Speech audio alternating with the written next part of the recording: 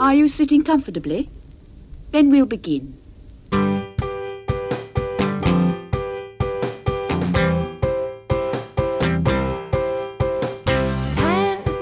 minutes left. Yeah, but there's still some time. It's not the final score. We need more than the numbers we're given. Show us you live and breathe the game. You're more than a name. That's what we came for. We can bring you more than the score. Every story. Let's take this thing off of the field into the real world, away from the numbers,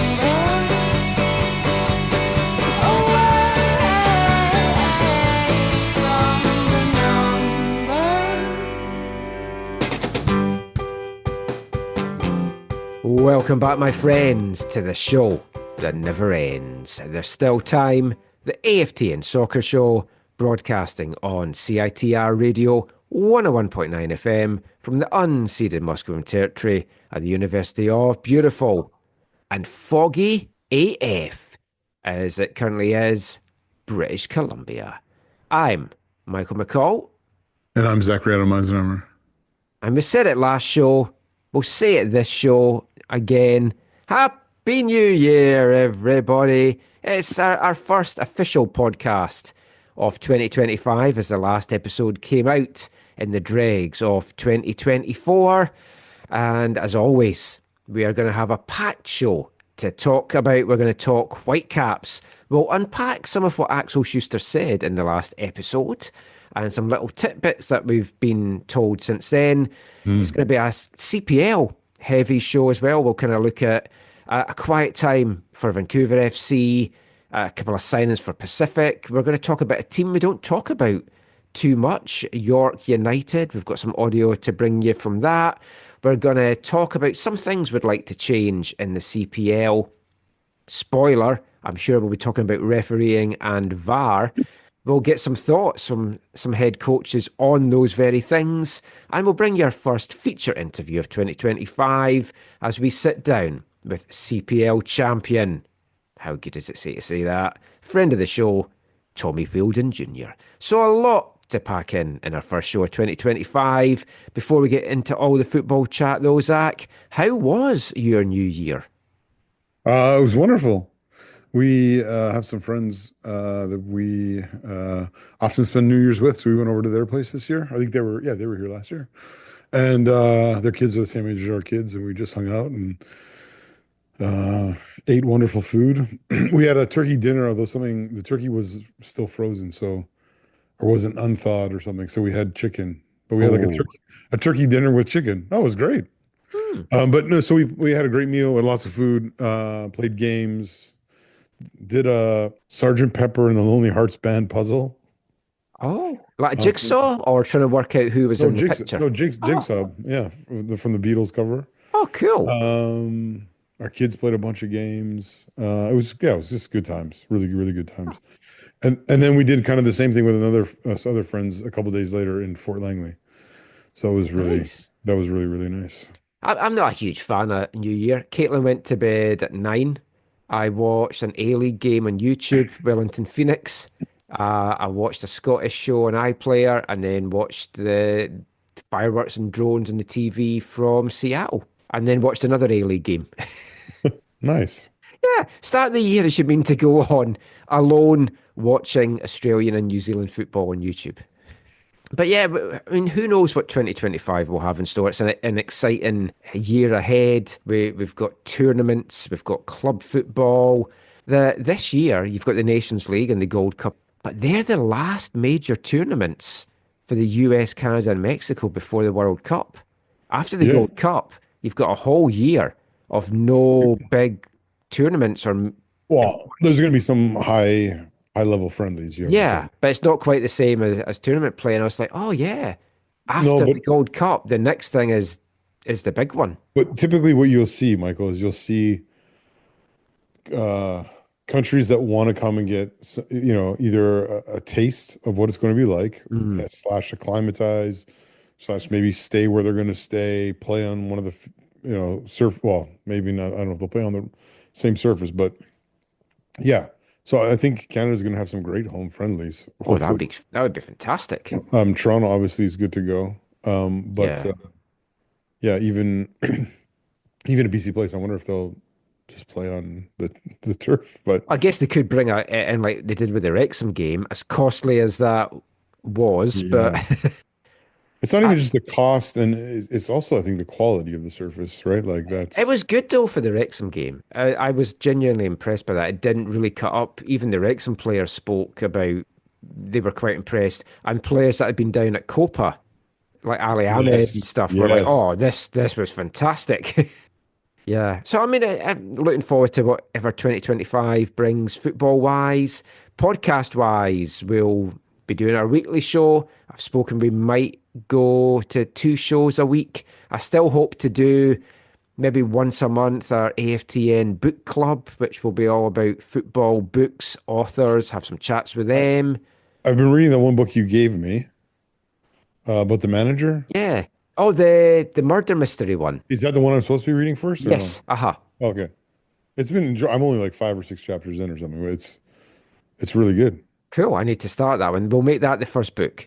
Yeah. And then I've kept this from you. I wanted to reveal it on the first show of 2025. It's been in the works for a little bit, but Wait, until I'm getting worried now. well, until I get full confirmation, I didn't want to mention it. But we're going to have a new co-host on the podcast. Not till March, so yeah, job safe till then.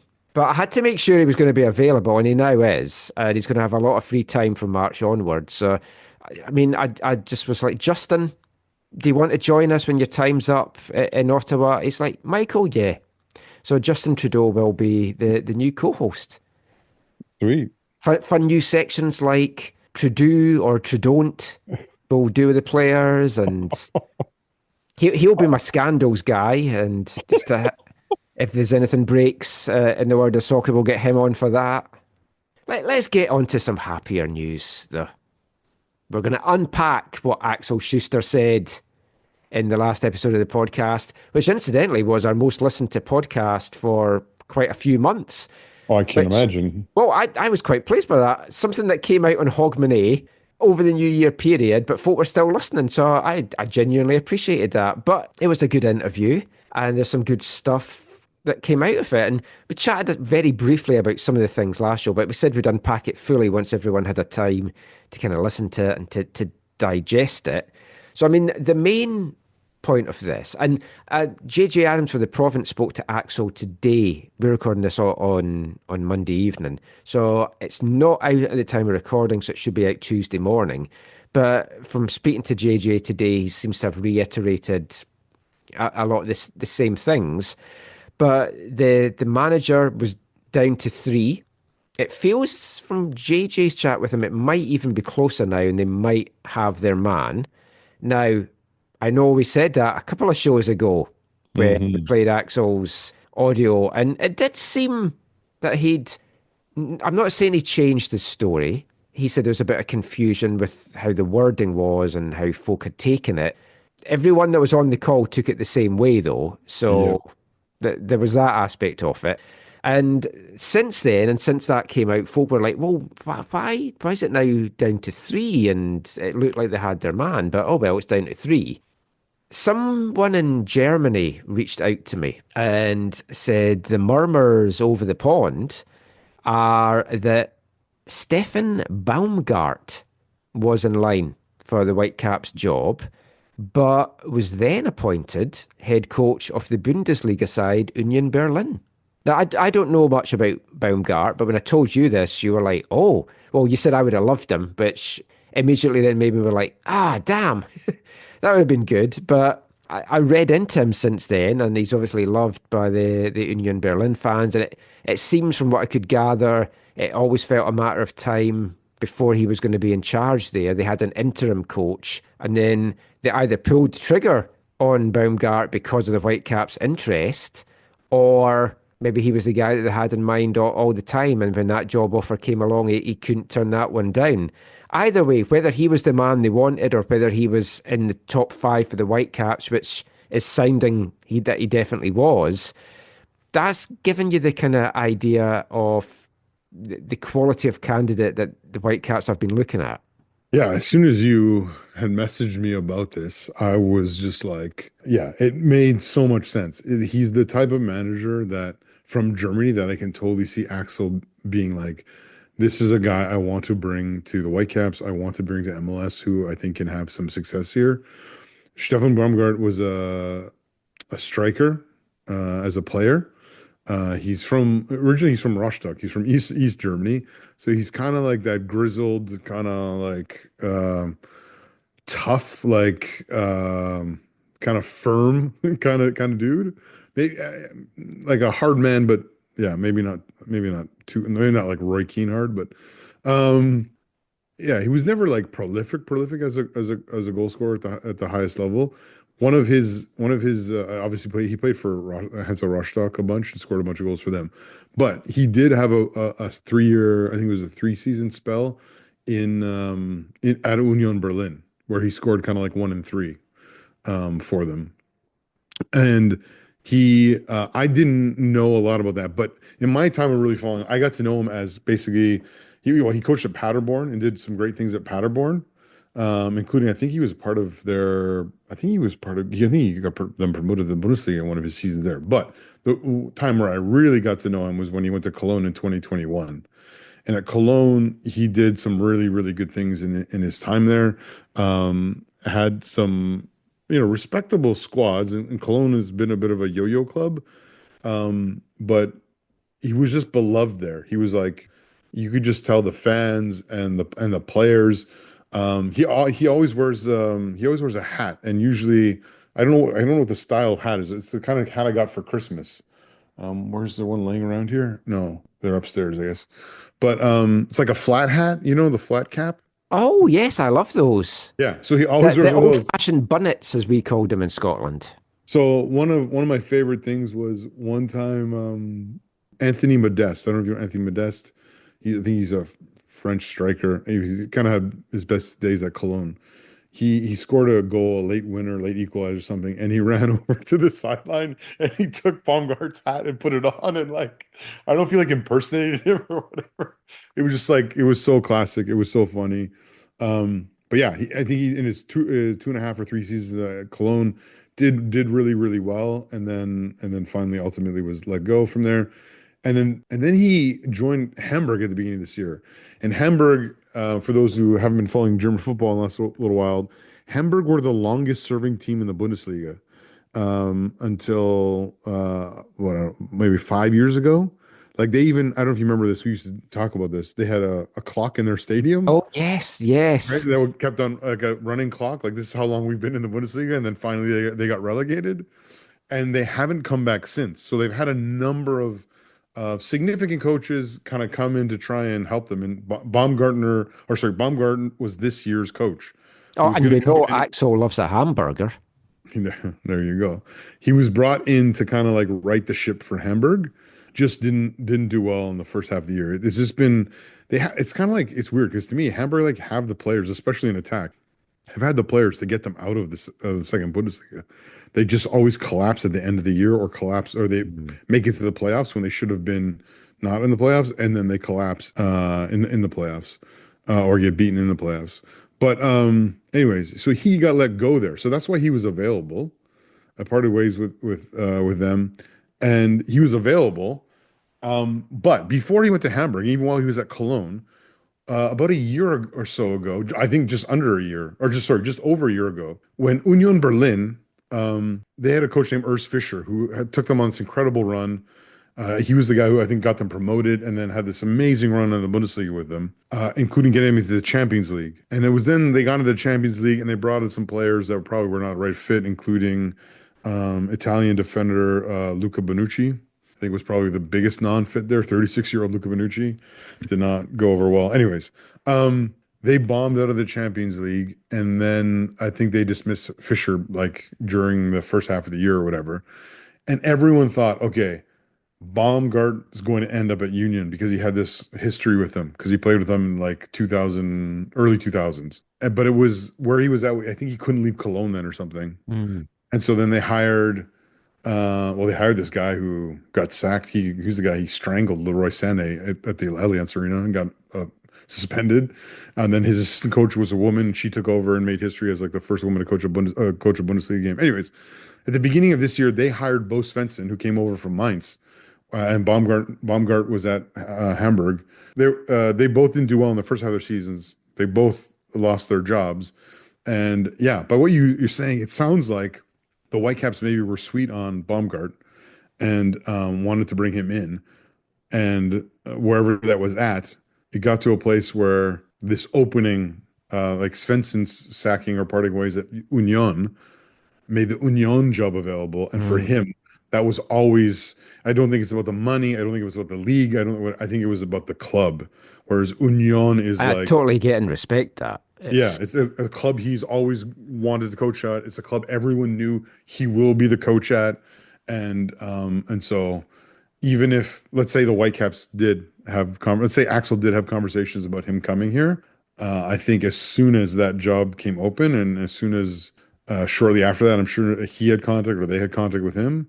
I'm sure it was like a quick call to Axel, let's say, if that's how things happened, to say, look, I'm really sorry, but I think you understand I have to take this opportunity. And we should say there's no No. confirmation of this, but the person that told me is a very, very strong and well placed source to have that information. I had no reasons to doubt it. But I mean, it was more interesting to me as well because that's maybe the caliber of candidate that they're looking at. And Axel said in the chat that they had an unbelievable number of applications, that they'd been interesting and impressive, and they had nailed it down to 3. So whether he was one of those 3 or one of the 5 that had initially been mentioned, but he said there's been a lot of amazing candidates. Some of them we can't afford. Some of them are not the right style. Yeah. But there's still a pretty good and long list, and then they had narrowed it down. Now, everything you've told me there about Baumgart and what I've read and stuff as well, I think I'm like, that seems like a good fit for here. But you know there's going to be people that are going to be like, who the hell is he? Why are they bringing someone I've never heard of to here? Yeah. That's what you're going to get if he brings in a coach like that, whereas I think it would have been a good fit. I think though, Michael, I could be wrong, and maybe he's on the other end of the spectrum in terms of being more polarizing. But my take is actually he'd be a different type of Vanni Sartini, like not charismatic in stylistically charismatic the same way Vanni is, but I think he is the kind of person that fans love. The quotes. I seem to gather that from a little bit of research that I did. He got suspended. He was suspended. When I was first told about this, he hadn't been appointed, but the rumors were he was going there. Yeah. He got suspended one time, and I think that he let the Bundesliga people like video him watching the game at home or something. Like, so it's on the thing, and he was like so animated and so like, I think he's throwing his hat and like, just like, I think he sounds great. I think he would have been really, really, I think he could have been really, really well liked here. But I agree with you. The one thing that is encouraging for me, 2 things that are encouraging for me in this is one is it shows that Axel, like we talked about, like we thought, he was looking to bring his own coach. He's looking to bring his own coach who he thinks is quality or whatever. And again, the second thing is I think this is a good caliber of coach. Like if this is the kind of coach that he's actually trying to bring in, I think if I was a Whitecaps fan, I think you could rest well knowing that Axel is trying to bring in actually a quality coach. Yeah, and I mean, if we're bringing in Bundesliga coaches, I think that's an excellent addition. Exactly. I was going to say, probably not even arguably, but literally, like probably the best coach in the Whitecaps history. And I know there's going to be people there talking about maybe Tony Waiters or other coaches from the past, but like in this era of the Whitecaps, by far, like the MLS era of the Whitecaps, by far the best coach that like the highest caliber coach they've ever brought in. And I say that as someone with a deep level of respect for the previous coaches. Yeah, but it's also quite a low bar with some of them as to what they had achieved or their Yes, but standing in the that's game. true. I also, in this, Michael, wonder, and I was just double checking. Baumgartner was at Hamburg from February to November. So he's available from November. So that's around the time when Axel made the Yeah. decision to change. So I wonder if Interesting. I wonder if that played a role in it, the timing of the Vanny announcement. The other thing I wonder, in your conversations and in some of the questioning that I've been able to listen in on with Axel, is he's talked a lot about our new coach is playing a back four, Yeah. and so that would fit Stefan Baumgart from all the times I've seen him coach in the Bundesliga. I can't even recall if I've seen him play a back three off the top of my head. Yeah, I don't think so. But does that impact? Like, does that narrow Vanny's choice down to like, okay, now one of these? Axel's choice. It doesn't Sorry, narrow Vanny's choice. sorry. And does it narrow down Axel's choice? Does it narrow down Axel's choice now, in that the candidate that is confirmed and announced and whatever is actually someone who wants to play a back four with fullbacks as opposed to wingers, because they've gone out and got a bunch of some young fullbacks. Mm. And Yeah. he's If the new coach gets announced and it's like, oh no, I hate a back four, you're going to know yeah, that wasn't the guy they had in mind. yeah. Which Uh, I assume that also might be something that Axel wants to see from the side. So I don't think that's gonna be a huge problem. But I mean, the hope is, from what Axel said to me and from what I can gather from what he said to JJ as well, is that the coach will be in place by the time preseason gets underway, which is this weekend. I mean, at one point today, I did have the thought, we mentioned Brian White's been called up to the US national team, and that means he's going to miss the start of preseason because we're going to be in camp and then have to join them in Spain. And I was like, I wonder who's going to get to Spain first, Brian White or the new coach? But it looks like it's going to be the new coach. So, I mean, I think if there's going to be an announcement, MLS are having a big like media day on Thursday. So it wouldn't be announced on Thursday. Axel only gets back here on Wednesday. So I think if we're going to see anything this week, it's going to either be Friday or possibly Monday when media are at training the day before the flight to Spain. So still have some kind of hopes for that. It did sound from what Axel had said to me and also from what it looks like he said to JJ as well, that a player has been signed, a forward as well. Could it be my boy? Could it be Johnny Russell? I did joke with Axel and he didn't rule it out. I'd be a little bit surprised, no? I don't know, like Johnny was actually, I listened to a podcast that he did and he said he's had offers from a few clubs here. He'd like to stay in, well, he said America. He'd like to stay in North America and he feels he's got another couple of years in him yet. And there's been no rumours linking him with anyone. Yeah, that We do need players in attack. I think one of the surprising things, in a way, because I do think he's a talent, but Axel really quite bigged up Cyprian Kitchwelly, oh yeah. 19-year-old, soon to be 20, Yes. Tanzanian international. He's been with WFC2 for a season and a half, 20 games played, 4 goals, been away on international duty, not always playing. He's only made 2 appearances, but got called up in each of the windows in September, October, and November. He's had call-ups to the first team. He played in the Can Champ, the second leg against Cavs. He started that one at BC Place, and then he got on just for a couple of minutes against Colorado, so he has made his MLS debut.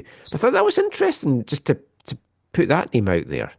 To me, Michael, honestly, he seems like within the first team squad, he seems like the replacement for someone like Levante Johnson, right? Which Like, I thought was Nico was maybe going to be that guy, but maybe, I don't know. yeah, Nico's got the contract. yeah, but they're kind of different kinds of players a little bit, no? Yeah, like Nico's your old-fashioned kind of big bustling centre forward, puts himself about in the box. Kitchwelly's got a bit more flair to him. Yeah. Anyways, that's kind of how I would see it, or potentially see it, as he might be a squad player who gets maybe not even that many minutes, but is that kind of profile of let's bring him in and let's bring him more into the first team and let's see if he can be a breakthrough young attacking talent, like more like I guess maybe more like and again Nico maybe fits this as well, but more like a Simon Betcher. You know what I mean? Like this young player, can they take their chance? Okay, then they earn more minutes. That kind of role. Yeah. For me, he needs to do it in MLS Next Pro first, and he hasn't quite been doing it, but he hasn't had the full run of games that I think he needs to get Yeah. that chemistry with everyone around him. Yeah. The other big talking point, of course, was the sale. Hmm. And Manuel Veth actually wrote an interesting article on Transfer Market a couple of days ago that I recommend folk checking out, where it was on potential MLS expansion cities. Yeah. And none of the ones are going to actually have a stadium ready before 2027. And you'll still not convince me that MLS are going to want to give a potential expansion city like, say, Vegas a chance to buy in, and then they lose all that expansion money. Yeah. I think I Vegas think is, we're more worried. We should be more worried about the likes of like a Phoenix, that maybe, or even a Sacramento still, that might yes. not be in the next couple of ones that's getting talked about. Yeah, I think Vegas, they definitely want the full 500,000 or 600 million or whatever it's going to be. But yeah, you're right. Maybe some of those other ones. It's really interesting to see what I've seen the renderings. I saw them when they came out. The renderings for that stadium in Sacramento. Yeah, City seems to approve. it got approved finally at the rail yards in November, and it looks like the MLS bid could be back on it. It looks nice, and it's Sacramento City Council's giving it its backing. And I mean, yeah, they're good in USL. They get good crowds in USL, but ultimately, for a long, long time, they've wanted an MLS team, Hmm. and they've been so close, and they've been screwed over, I feel, a couple of times as well. Well, even like San Diego getting in before them, Yeah, it feels that way. Obviously San Diego's a more like a sexy place. yeah. You know, if you can use But that rude hula kind of sense. But yeah. there was an interesting little nugget in Manuel's article. Yes. We'd been chatting about this as well in our WhatsApp group.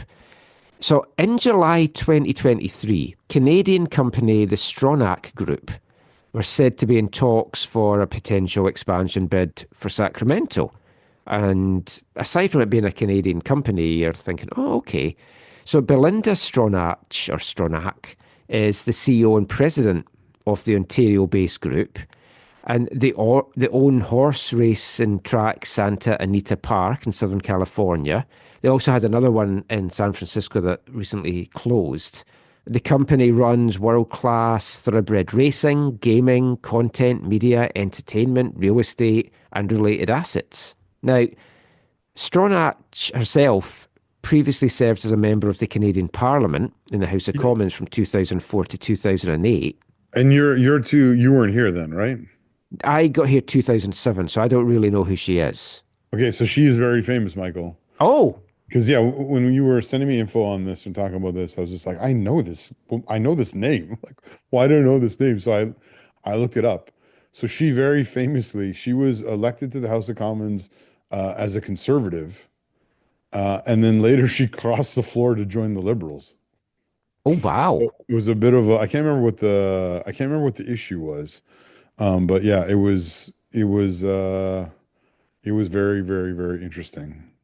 Ah, well, what is also interesting is she was heavily linked with the Sacramento bid being back on in the summer of 23. Then it all Mhm. went very quiet.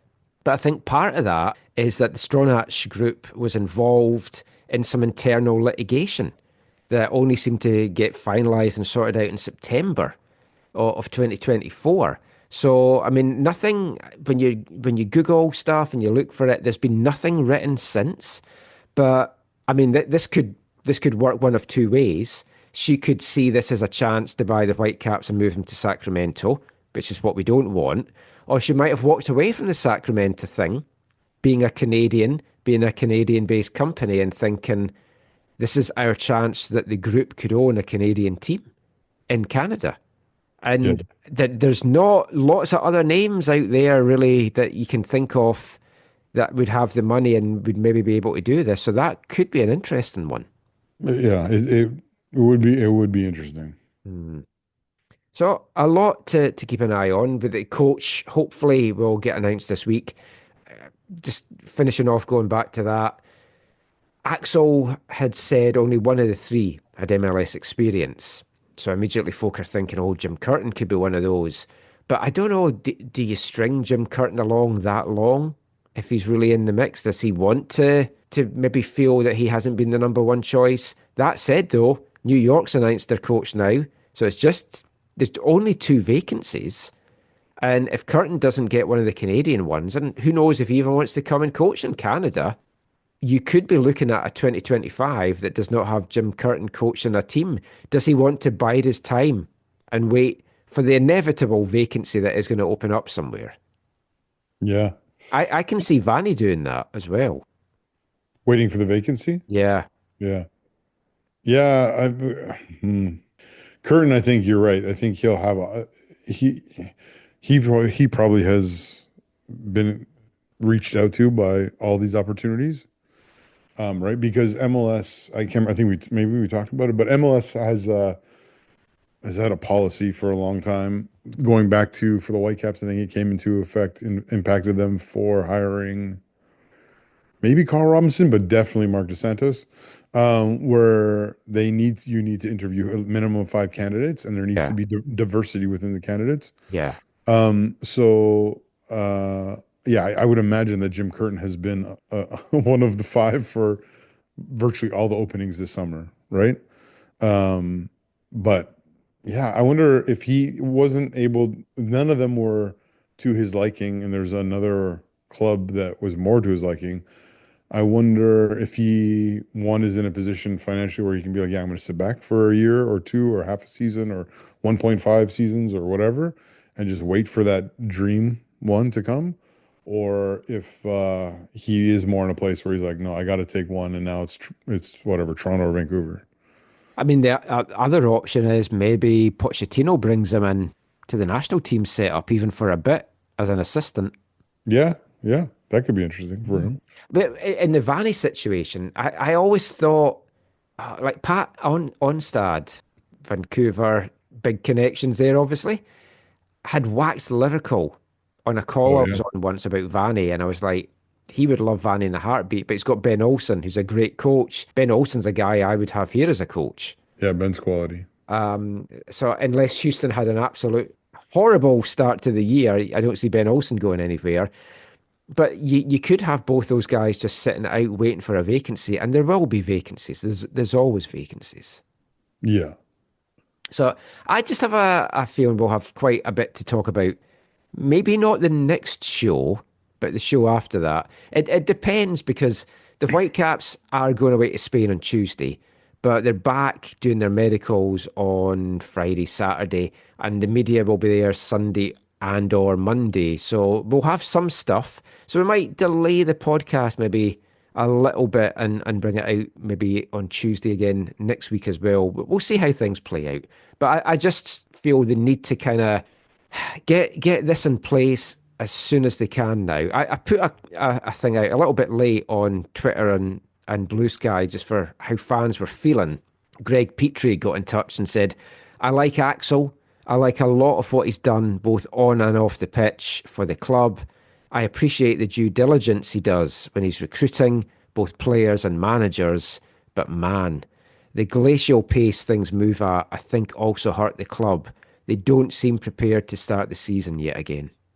Maybe a bit harsh, no, okay. maybe a bit fair. I think it's a bit harsh, especially as it's seeming like if all these reports that you've shared tonight are to be believed, that he had his person, and that for let's call it extenuating circumstances, that person backed out at the last minute, right? Like this is not. There's no way Axel wanted to go into this preseason this way, right? Like this is not his ideal in any way, shape, or form. It's hard to I don't think you can blame him for No. And I this. still think if we have the coach ready for the time that the weekend goes, that's fine. Because they're still recruiting.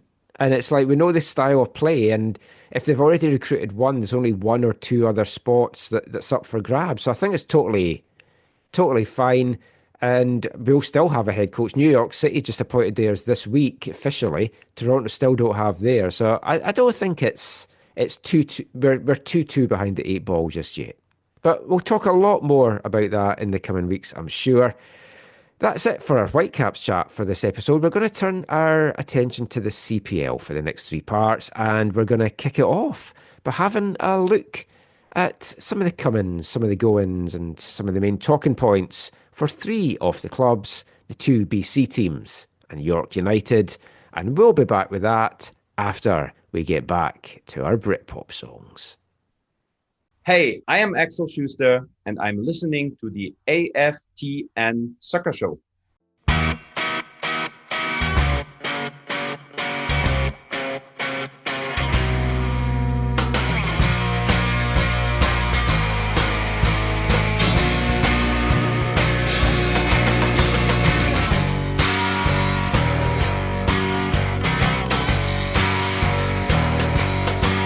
Well, just to get by, I talk to myself, yeah, just to get by.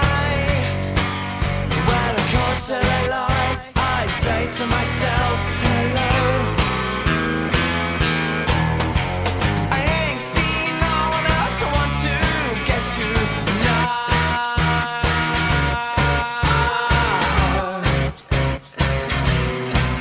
So I talk to myself just to make it easier.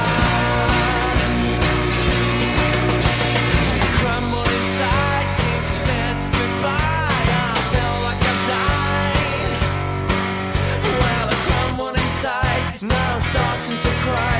Oh no. I'm finding it a little bit hard to let my feelings go.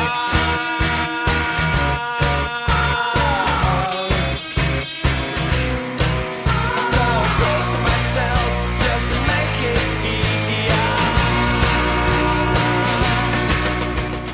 Welcome back to the AFTN Soccer Show on CITR Radio 101.9 FM.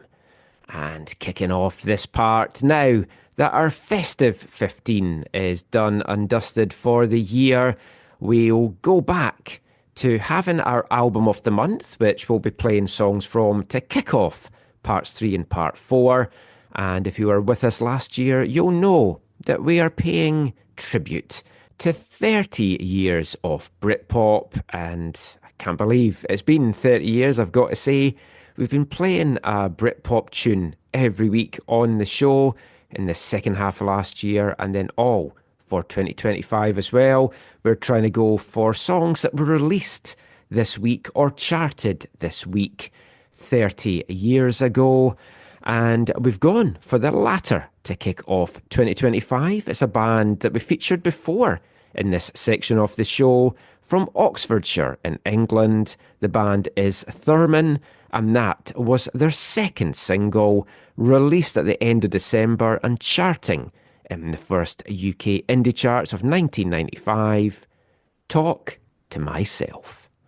And for how quiet it's been for some of the CPL teams in the off-season, with not a lot of news coming out in regards to options being taken or new signings coming in. Maybe a few players at training that will be talking to themselves once things get underway, if they don't start to add a few more soon. Obviously, they will be doing that, and they just haven't made the announcements, which is a little bit annoying, but we'll come to that in a sec, Zach. I mean, one of the clubs where there hasn't been any new signings announced, there hasn't been any roster decisions announced yet, is your very own beloved Vancouver FC. I mean, frustrating for fans wanting to know what's going on, and I mean, there's not really any excuse for not making the announcements, but by this point, you'd have to say.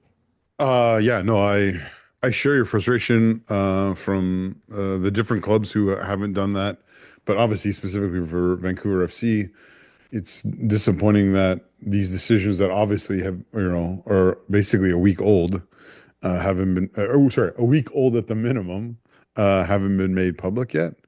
Um, I know I don't know any of the details, but yeah, I don't know. I I think if Caitlin was around, we'd be messaging Caitlin, being like, "Hey, what's going Yeah, on? what's happening with him? What's We'd be going on able with this?" to get a reply. I Yeah. mean, I was pleased with how the CPL handled the initial stage of the options. Every Yes, club sent out an email and that you was knew where great. you stood. Even Forge, who have notoriously never said who's signed and who's not. But then you've got Forge and Cavalry back at training today, and Forge have the email out saying that they're back and the squad's doing this and all the dates, but it doesn't tell you who the squad is. So, Yeah, and there was a couple surprises there. mm, Do you want to talk about yeah. that now, or are you going to talk about it later? Yeah, I may as well talk about that now. It's like, yeah. I Mo mean, Booley and so is that out there now? Because it wasn't in. it no, it's fully out there. Yeah, Ah, so Mo you Booley and Brian White, Brian yeah, Wright. Yeah, no, not Brian Brian White. Wright. Before folk get, it's like, wow, Ford's just splashing the money about. Yeah, no, Brian Wright and Mo Booley. Well, apparently they were in. I don't know if it was a picture or was a video that Forge had put out from training today, and people saw them. Ah, They're like, right. and so it's made the rounds or whatever. So I don't know if they're signed. I don't know what's going on. When I think of Forge, and this, 6 now going on 7 years of their existence in the CPL, they are a little bit of, the Bayern Munich of the CPL, right? Where all the best players in the league want to go there because of the winning culture, the winning mentality, Hmm. and the actual success that the club has achieved, plus that Tommy has overseen there. Bobby. And sorry, Bobby has overseen there. Tommy You're has thinking overseen ahead his, to the shop coaching Dave, change. no, yeah. Tommy obviously has overseen his success in Cavalry as well. I think has a similar draw, but no one is Mhm. quite drawn like Forge. And Yeah. I mean, we talked about this, I think, on the show before, and I know you and I have talked about it personally, but like even like when players like Taron Campbell and Hajapur went from Pacific to Forge, it was kind of like a lateral move. Like they went within the league. They didn't push on into the next thing. Hmm. But it was Forge absorbing some of the better players in the league to strengthen their depth and to strengthen their quality. And both players had made massive contributions for them in their time there. And this seems like another possibility of that happening again, where they just are absorbing in two of the better players, more experienced players, and in this case from like their closest and most local of rivals. Yeah, it'll be interesting to see, if that gets confirmed as they're actually signing or they're on trial or what the deal is. I would assume they wouldn't be on trial because of their experience stuff, but I would also think as well, if they're getting used in videos and stuff, like usually with your trialists, you try and not put them out. I mean, it could be a genuine mistake, and it's like, oh, we didn't mean to include them in that. But I get it. If I was a player coming to the CPL or looking for a switch in the CPL, I'd probably want to be at Forge or Cavalry, in all honesty, if it wasn't for family reasons that you wanted to be in a certain place. And although it's different in terms that the gulf is way bigger in, say, Scotland. But you've seen this in Scotland over the years. Celtic and Rangers, if there's a good talent coming through in the Premier League and one of the other teams, they just swoop in and buy them. They maybe don't always use them, but it's like it takes that talent away from potential opponents as well. And it can be frustrating, I'm sure, but it does make sense. and just to be clear too, it's maybe less shocking for Babuli because he's a former Forge player too. Like he has played there before Yeah. for a couple of seasons. Right, that I don't think has any connection there previously, but yeah. No. But I mean, aside from stuff like that, it has been pretty quiet around the CPL for the festive period. Not so on Vancouver Island, though. Mhm. The Tridents have added 2 players as a New Year treat for their fans, taken their squad officially to 10, one before the bells on Hogmanay and one after into the new year. 21-year-old Canadian winger Ronan Kratt was announced on Hogmanay. He signed a 2-year deal with Pacific with an option for 2027, coming back to the CPL, having most recently spent time with SV Werder Bremen 2. He joined the German club on loan from York United in January 2023 before the move was made permanent in June that year. Kratt made 34 appearances across all competitions, while in Germany between 2022 and 2024, tallying 9 goals and 14 assists. He'd previously been with SSV Ulm 1846.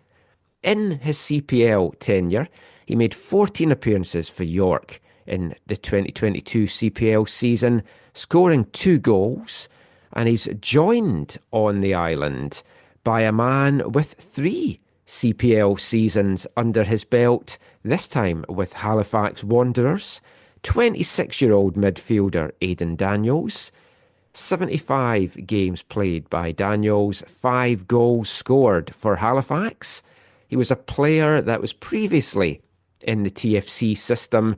He was with TFC 3, TFC 2, even the first team out in Toronto, where he signed a homegrown contract and made 1 appearance in MLS in 2018 against Houston before being loaned out to Ottawa Fury.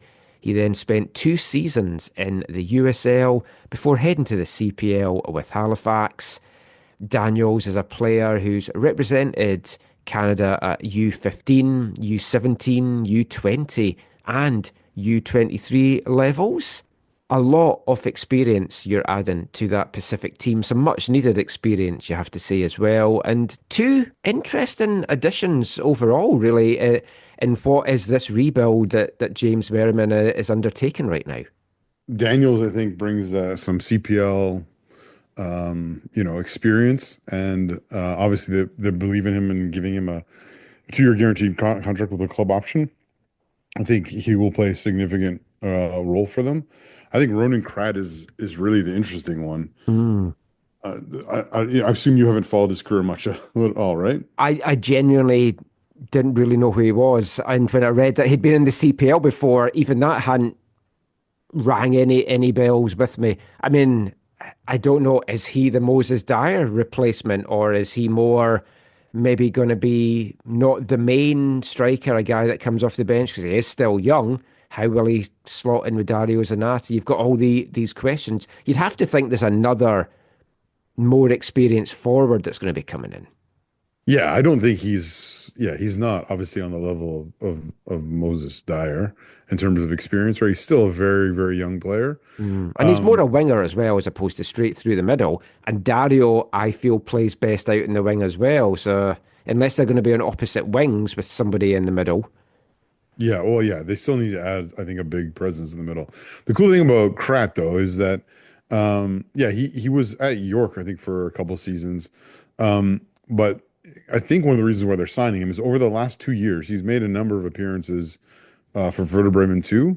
So he has 22 appearances and 9 goals, playing, which I think is like the 4th division, technically, in Germany. So the level's not high, but it's competitive.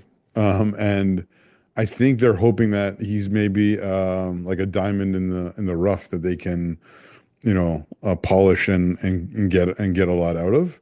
I have no problem with the signing. I think this is the kind of player that could really thrive or make their breakthrough in the CPL before maybe returning to a place like Germany to kind of kick on. He's also he played 1 game, and so he's from the Ottawa area, right? And so he played 1 game for SSV Ulm, which is a club I have seen play before.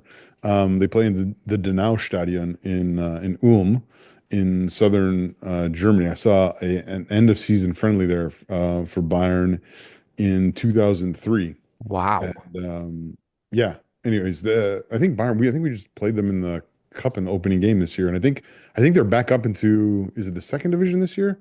But back when he was, really? and they're 2nd or 3rd, I think, this year. But when he was with them, I think they would have. He was with them in 2022. I think they probably would have been 3rd division at the top by then. or at the most by then. But anyways, an interesting player. I'm looking forward to seeing what he can bring to them. I'm looking forward to seeing if he is someone that they can kind of that James Merriman and the staff there can develop, and this can be kind of the platform he needs to kind of kick on to a better and better level. Yeah, I think they're both the kind of players that you're looking for clubs to add. A guy that's had European experience, can he come back and do it in the league now at what is a higher level? And then you've got a guy like Daniels that's got that experience in the league, brings it to the locker room, shores up your midfield as well. So, yeah, we'll see how they work out. So that's a little bit of an update on the two BC teams. And I want to talk now about a Canadian Premier League team that we don't give a lot of attention to on the show, and that is York United. Now, I think they've had one of the most interesting off-seasons so far. Certainly a lot of activity from them behind the scenes, as head coach Benjamin Mora left on November 10th. 31-year-old Mauro Estacchio was then appointed head coach on November 21st. In May 2024, Estacchio had been named interim head coach of York following the firing of Martin Nash. Mora was then appointed soon after, and Estacchio went back to being assistant. Then in September of last year, he was invited to join the Canadian national team as an assistant for a pair of friendlies. Obviously, his younger brother Stephen is part of the national team setup. And Mauro Estacchio becomes the youngest ever head coach of a First Division side in North America, as well as the first former player in the league to earn a head coaching position. And it's an interesting appointment, Zach. This is what you love to see, not just in the CPL, but in whatever league as well. A former player stepping into the coaching ranks, then becoming head coach. And it's exciting opportunity, exciting times for both Mauro Estacchio and for York. Yeah, I know. I can't remember how much we talked about this on the show or how much you and I have talked about it, but it is a kind of an exciting opportunity, and it is a bit of an exciting time for the reasons you mentioned. And I'm also just interested to see, is this just a stopgap for the Mexican owners, or is this like legitimately what they believe in and kind of a good direction they see the club going?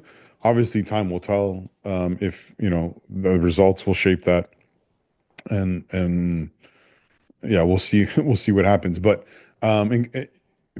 initially, of course, encouraged by this. Yeah, we want to see. I mean, in a different way, Martin Nash is not. Martin Nash was a guy who came into the CPL as an assistant coach and then got his opportunity to be a head coach at York. James Merriman, has the roots in the community, is an assistant coach for a long time. Now the head coach has an opportunity. One of the great things about the CPL at the beginning is you had all these coaches who had roots in the community and still do, like Tommy, like Bobby, like, initially Robin Gale in Winnipeg, and former national team manager Stephen Hart, in the Maritimes. So you had all these kind of really awesome connections to the community, and this I think is another way that's kind of playing out. And yeah, it's encouraging, and for him, you hope that it goes well. The Benjamin Mora thing, which I do think we did talk about before, is just still to me kind of strange. Like, I mean, he made some disparaging comments on the way out the door. I think that must be just because maybe they didn't want to meet his demands or something. Yeah, I do those wonder lines. if he's kind of come into the league. Like we've talked about this bit, I've seen Goatby, and it's not quite moved as fast as he hoped it was going to move, or he's found the constraints more than he maybe thought there was going to be. Yeah. And you can have things explained to you, but until you actually then experience it, and it's like, oh, yeah, this maybe isn't for me. This goes back to me, I want local players on the teams, and I want players from the league to get into the coaching ranks, and Canadian coaches in the league. And it's one of the things that's genuinely disappointed me with the NSL is the lack of Canadian coaches that are leading the six teams. And I can understand a little bit more on the women's side because there's maybe not that many at that high level, just Yeah. because the investment hasn't gone in. And hopefully that will then change.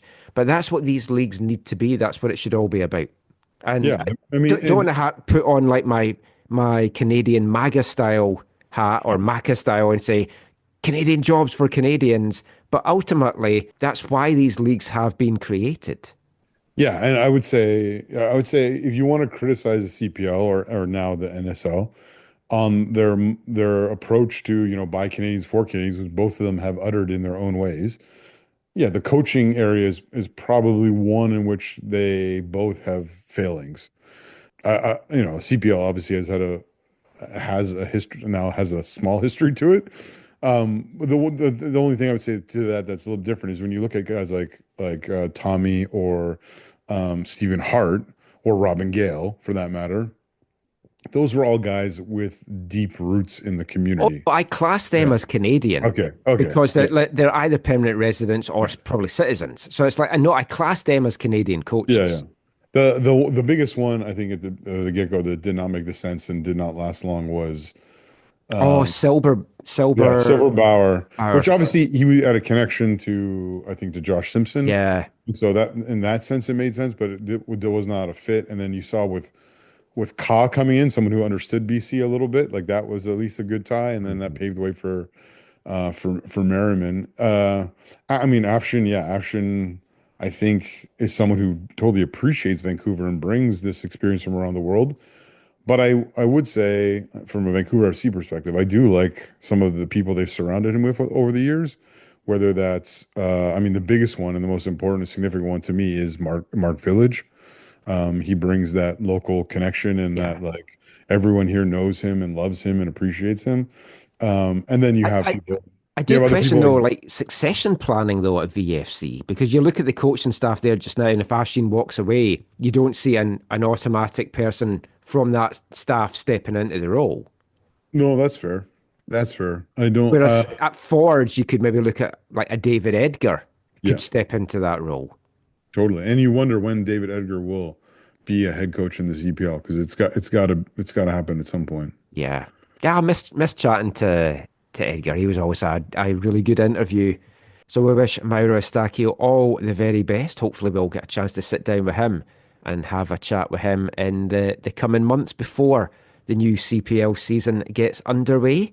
Just finishing this bit off about York, I think it's going to be interesting what squad they build this year. Are they going to bring some more Mexican players in? Are they going to get some more experienced CPL guys? Are they losing some guys, as we've kind of talked about as well? They've got 10 players signed for 2025 so far, including, and I find this interesting because he didn't impress me too much at Vancouver FC, Kembo Kimbato, who seemed to get a new lease of life there. And I'm sure you can only be delighted by how that swap deal played out. Technically, I don't think it's a swap deal, but yeah. Or however it was worded. But yeah, Austin Ritchie, we won't go through all Austin that Ricci. again. But Austin Ricci, I think Austin Ricci is the only person who has a higher probability of never playing for Vancouver FC ahead of like Shan Hundo. and Moses Dyer. Well, yeah, okay, maybe Moses is up. Maybe it goes Ricci, then Dyer, then Hundo. But Yeah, maybe. But I yeah, mean, like Kembo, I didn't rate him that much. And I mean, he hasn't set the headers alight in York, but it's enough for them to keep him for this year. yeah, when he came in, I thought, okay, where is he going to fit? Because he can play in central midfield. He can play maybe or wide left, especially. But yeah, I was kind of excited. Okay, it gives us another option. And then, yeah, he didn't really, you could say he didn't get enough of an opportunity, or the opportunities he had, he didn't impress enough. And he only was a bit part player in terms of, coming on as a late sub. I spoke with him about a week before he left. Ah, And it was not a long conversation. The initial part of it involved what I would call the most disgruntled player amongst the players who played few minutes for Vancouver FC in 2024. And so after that kind of person walked away, Kembo kind of expressed his own frustration at his lack of playing time. And so then, yeah, a week or so later, as the announcement was made, I was like, okay, that's not surprising. Like he knew it was halfway through the year, over halfway through the year, he knew his place in the pecking order. Felt like it wasn't going to change, and this opportunity to go back. I think he's from Ontario or has Ontario roots or whatever, and it was a good opportunity for him. He went there, and then yeah, he saw more of the field there than I think he ever did here, and seems to have found a place to settle. Now, obviously, for him, he'll be happy knowing that Estacio, Well, yeah, saw you him. don't have to impress a new Yeah, coach. exactly. So it's a good opportunity for him. How else will York fill their squad though? Like you said, how many Mexicans or how many other players are they bringing in from abroad, and how will that will shape his role and whatever will be interesting to see. And we didn't mention before, I'm most interested to see how this impacts Elijah Atakubi, partly because he's probably the player I'm most interested in on that whole squad. And I really think Mora, I think he really benefited from Mora. I think Mora really breathed life into him. Just whether it was being a leader on the pitch or sometimes dropping deep, or I think in one game he had to fill in at center. I think it was here. He had to fill in at center back because of injuries or red card or whatever, or both, I think. And yeah, he was just one of the biggest players, I think, for them. Even like I said, scoring a goal or two here and there. And I'm interested to see how the new setup and the new squad, what his role will be in it, and and how he'll be able to continue to progress. Because he is a guy who, yeah, this is year 7. I think he's been in the league for all 7 years. He seems like maybe he's a CPL lifer, but he's one of those guys who I think everyone, even around the league, really likes, and the fans, I think there's an appreciation for him because of how he plays and just kind of also his off the field persona and stuff. Yeah. He's a very likable dude, and I think everyone is he's like almost like someone everyone cheers on their success kind of thing. Yeah, but we've never actually done a proper interview with him on the We need podcast. We we need should to do change that. it. Yeah, We need to it's change like it. that. That would be a good one. I mean, the other interesting one for this season as well is how is 16-year-old Shola Jimo going to be in the 2025 season, the rising star? Can he follow up a very impressive 2024? The rising star signed a development deal in 2023, didn't play that season, made his pro debut in June last year, scored his first pro goal in July, becoming the CPL's second youngest scorer after TJ Tahid. He played in 14 games overall, scored 3 goals. He'll be 17 when the new 2025 season starts. Born in England, so he is a dual national. He's been capped at Canada at U15 and now U17 level. So, I mean, he was part of that senior camp in November. And I'm sure with him being dual national, the desire is there to have him cap-tied to Canada as soon as possible, ahead of where his career might take him. But then you don't know how quickly he is going to go through the ranks. Do you want to throw him into the mix that early and then it doesn't work out for him, or you put too much pressure on a young lad and put a lot of pressure on young shoulders? Yeah, I think the cap tie thing, like we're Canadian, so there's kind of like whatever PTSD when it comes to this, right? There's players that we feel should have played for our country and didn't, and we missed out on. So I think as fans of the national team, a lot of people are like, cap tie, cap tie, cap tie. I think what we have to remember is that for someone like Jesse Marsh and his colleagues, this is about player management. This is about man management. And you have to go about this in the right kind of way, because you can't go to the kid and make big promises and whatever, and then get him cap tied and then leave him in the cold for a year or two or whatever, because then you don't look honest, or you aren't being honest, and that develops a perception. So Canada has to be careful, whether it's Jesse Marsh or those who've come before him. Canada's always had to be careful with that we don't just, because the US, I think, did this a bunch, right? Where they just cap tied players and then, they had like their 15 minutes and that was it. And I don't think that that's helpful. I don't think that's helpful for the national team, and I don't think it's helpful for the players' development, as you said. And there is also an element of, okay, what is this? What is he really going to be as a player? Hmm. Obviously, it's been really encouraging, and it's been great for York. And if you watch some of the videos and stuff, I've listened to Elijah talk about him a bunch. Like, yeah, there's great excitement, and they're really encouraged and excited for what the kid can do. But he's also still really young, and just like a TJ Tahid here in Vancouver or Grady McDonald here in Vancouver, there's this great excitement over what everyone sees in terms of the talent. But it's like, how is that going to continue to develop, and where's the ceiling and all that kind of stuff? So, I think it feels like on one side, Michael, yeah, of course, I'm like, oh yeah, cap time so that we have him. But on the other side, I'm like, I think Marsh and his staff really need to play the long game for the betterment of the player and for the betterment of the program, if you will, if that makes sense. Does that make No, sense? I mean it does, and it's like it might even be far-fetched just now to say, "Oh yeah, England will come calling for him," but it's like you don't know how he's going to be. He's only 16. It's like he could be the next Alphonso Davies and a young Canadian that goes to Europe and blows up.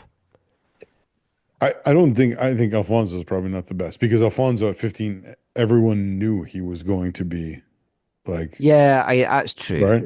I, Like, I, I've but I've said before, I hate people saying who's going to be the next Alphonso Davies yeah, because it's like a yeah. one-off kind of thing. With Alfonso when he was here at 15, there was no question. When you talk to people who watch him, like when I talked to like ex-pros and stuff or whatever, they were just like, the kid is a phenom. He will be playing for the national team. He will be playing at a very high level in Europe, blah, blah, blah. So with this, it feels more like, I don't know, I'm trying to think of this comparison. Um, Maybe like a Derek Cornelius. I don't know. There's like high hopes and we'll see what can happen.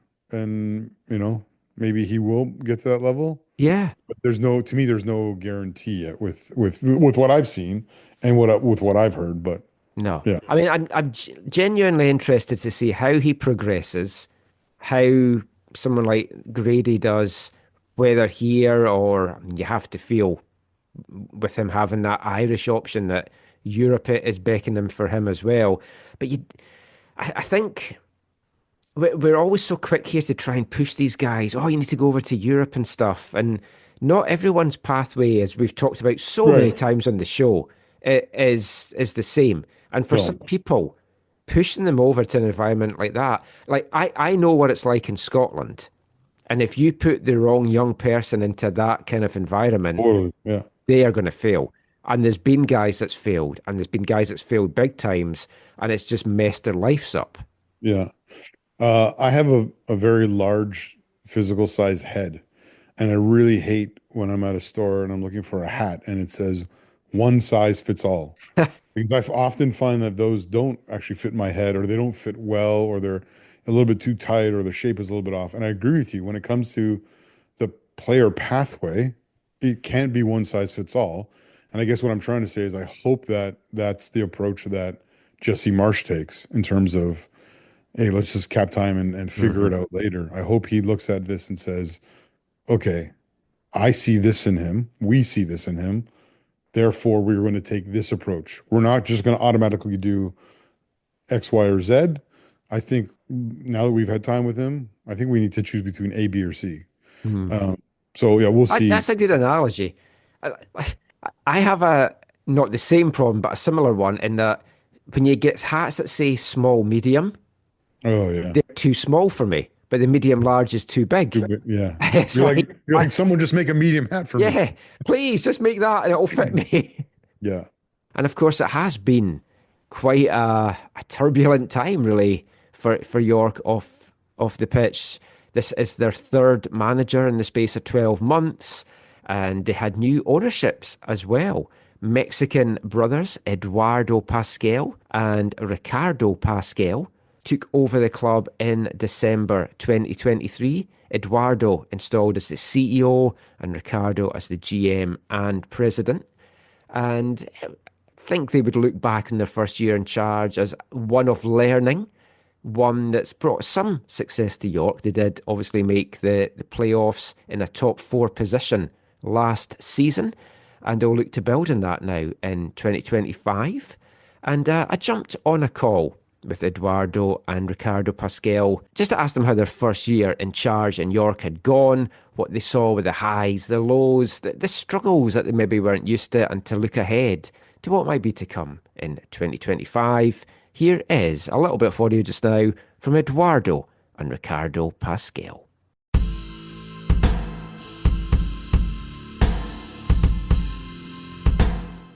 I mean, you guys are approaching now your first year anniversary since the official announcement of taking over.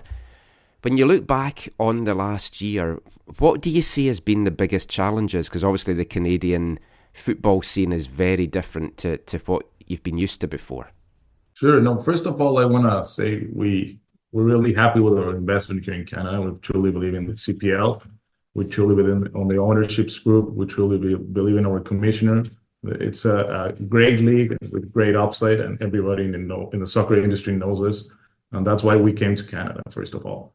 So our great challenge is developing youth Canadians, getting those showless GMOs on the field. Those actually, our example was from last year. We signed five youth Canadians by naming Shola, Anthony, Lucas, Finn. So whatever our project is, it goes more beyond soccer, also the community part, just taking care of the community in a good way, approach them, getting to know them. But a huge challenge is developing and getting to know those youth players that we're going to bring out to our academy, and hopefully maybe play on the national team someday. So that's maybe one of our most important goals for now. What's maybe been the most rewarding part for you guys as owners for this first season is, owning York United? Well, one of the most important part for us was living within the community, getting to know the people, getting to know our fans, getting to know this wonderful city in many, many ways. People have embraced us, and we're very thankful for that.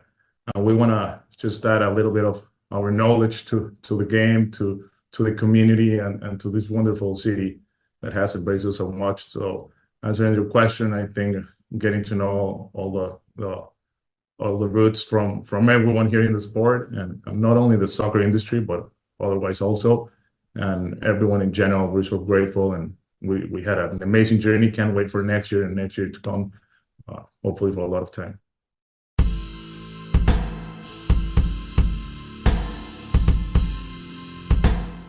Ricardo and Eduardo Pascal there. It's interesting to see what the Pascal brothers can do for York in their second year in charge. They're clearly ambitious. They're clearly in this for the long term as well.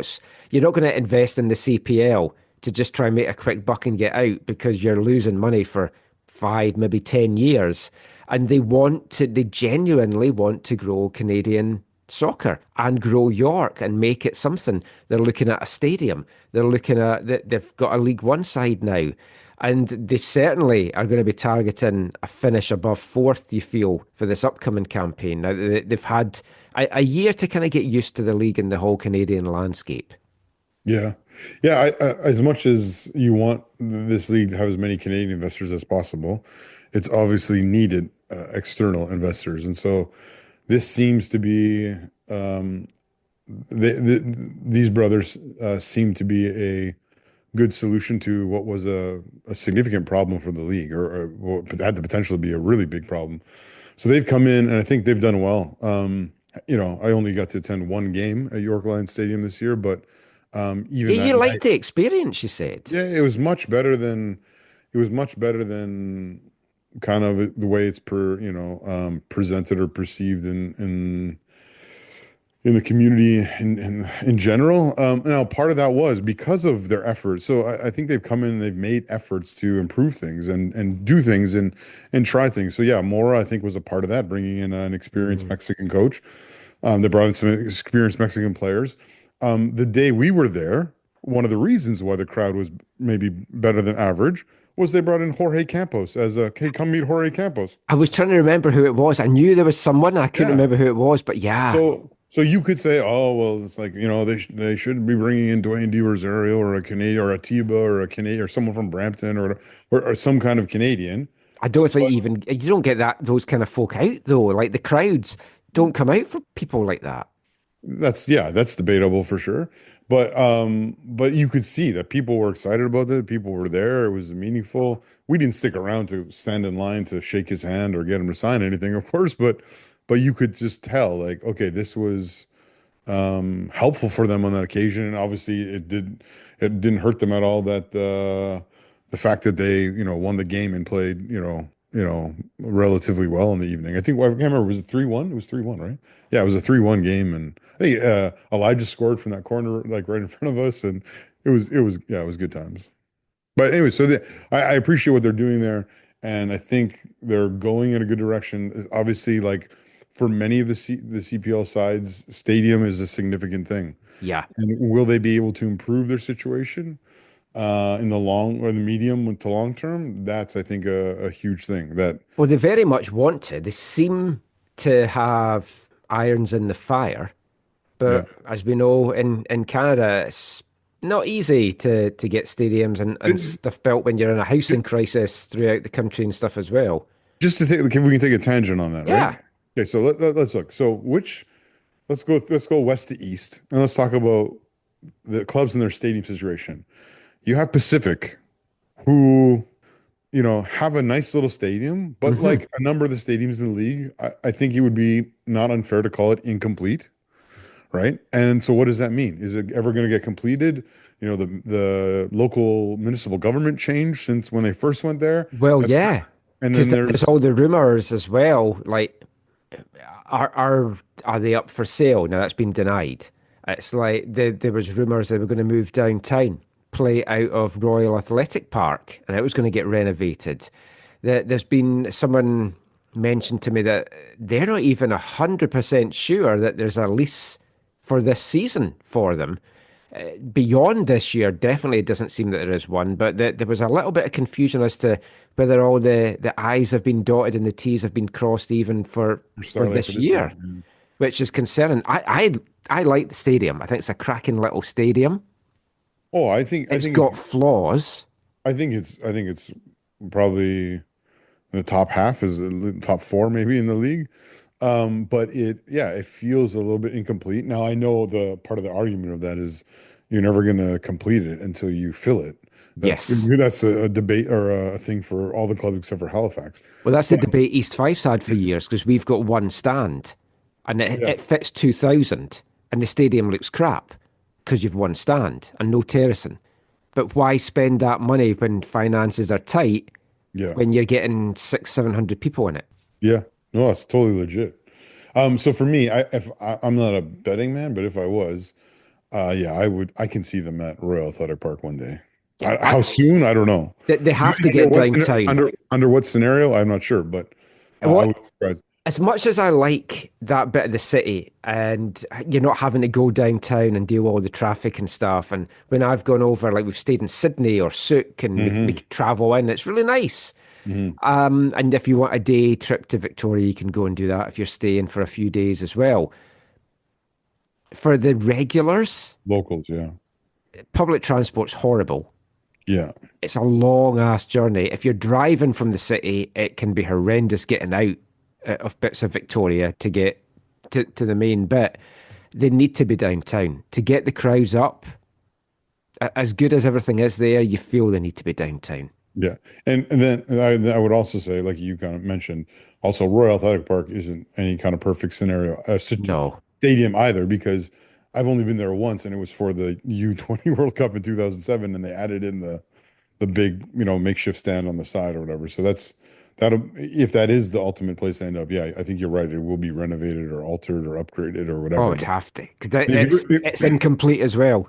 If you come across the water, you have Vancouver FC who are playing in a half-completed stadium, who, the long-term plan is for that to happen, and we'll see how long that process is and how quickly that is and how that all plays out. Obviously, in the Lower Mainland, it feels like there's been a missed opportunity in the Lower Mainland to have a small stadium ready for the 2026 World Cup that can be the venue where they can host, pre World Cup friendlies or open training, scrimmage matches, all these kinds of things that feels like I mean, they may still happen in certain venues, but it feels like a real missed opportunity. Well, I mean, the clock's ticking to get even venues ready for Yeah. stuff that it's like when I look at the Women's World Cup in 2015, some of the training venues, they basically just put tarps around it. And Yeah. it's like Empire, and I can't remember where else it was. It might even have been Oh yeah, Empire. Yeah. downtown. There was one as well. And I mean, it didn't feel that you were at a World Cup. And it No. was, I went to the Australian training at Empire, and they didn't even have the tarps around. And they just invited me in and let me sit and watch. And because I was the only one there. And it just felt that you were watching like a local MWSL team warming Yeah. up. That's very So, awkward. I mean, that isn't ideal. And I get in the current situation, if you're spending public money on a stadium, it's a hard sell. But if someone's prepared to put their own money in, or there's investors, let them do it, because the benefits it will bring to the community, and you're not using taxpayers' money. Yeah, I think that's the part of the hard conversation. Yeah. Right. I So mean, if you go, I would say I'm fine with using taxpayers' money because I pay my taxes and I understand my taxes go to schools and nurseries, and I don't have kids. That's what taxes are. You're Yeah. helping the greater community. Yeah, totally. If we keep moving east, we hit Atco Field, which is one of the more complete things, even though Yeah. it's not, even though the stands don't go all the way around the field. Yeah, and somehow they can cram 7,000 in. Yes, yes.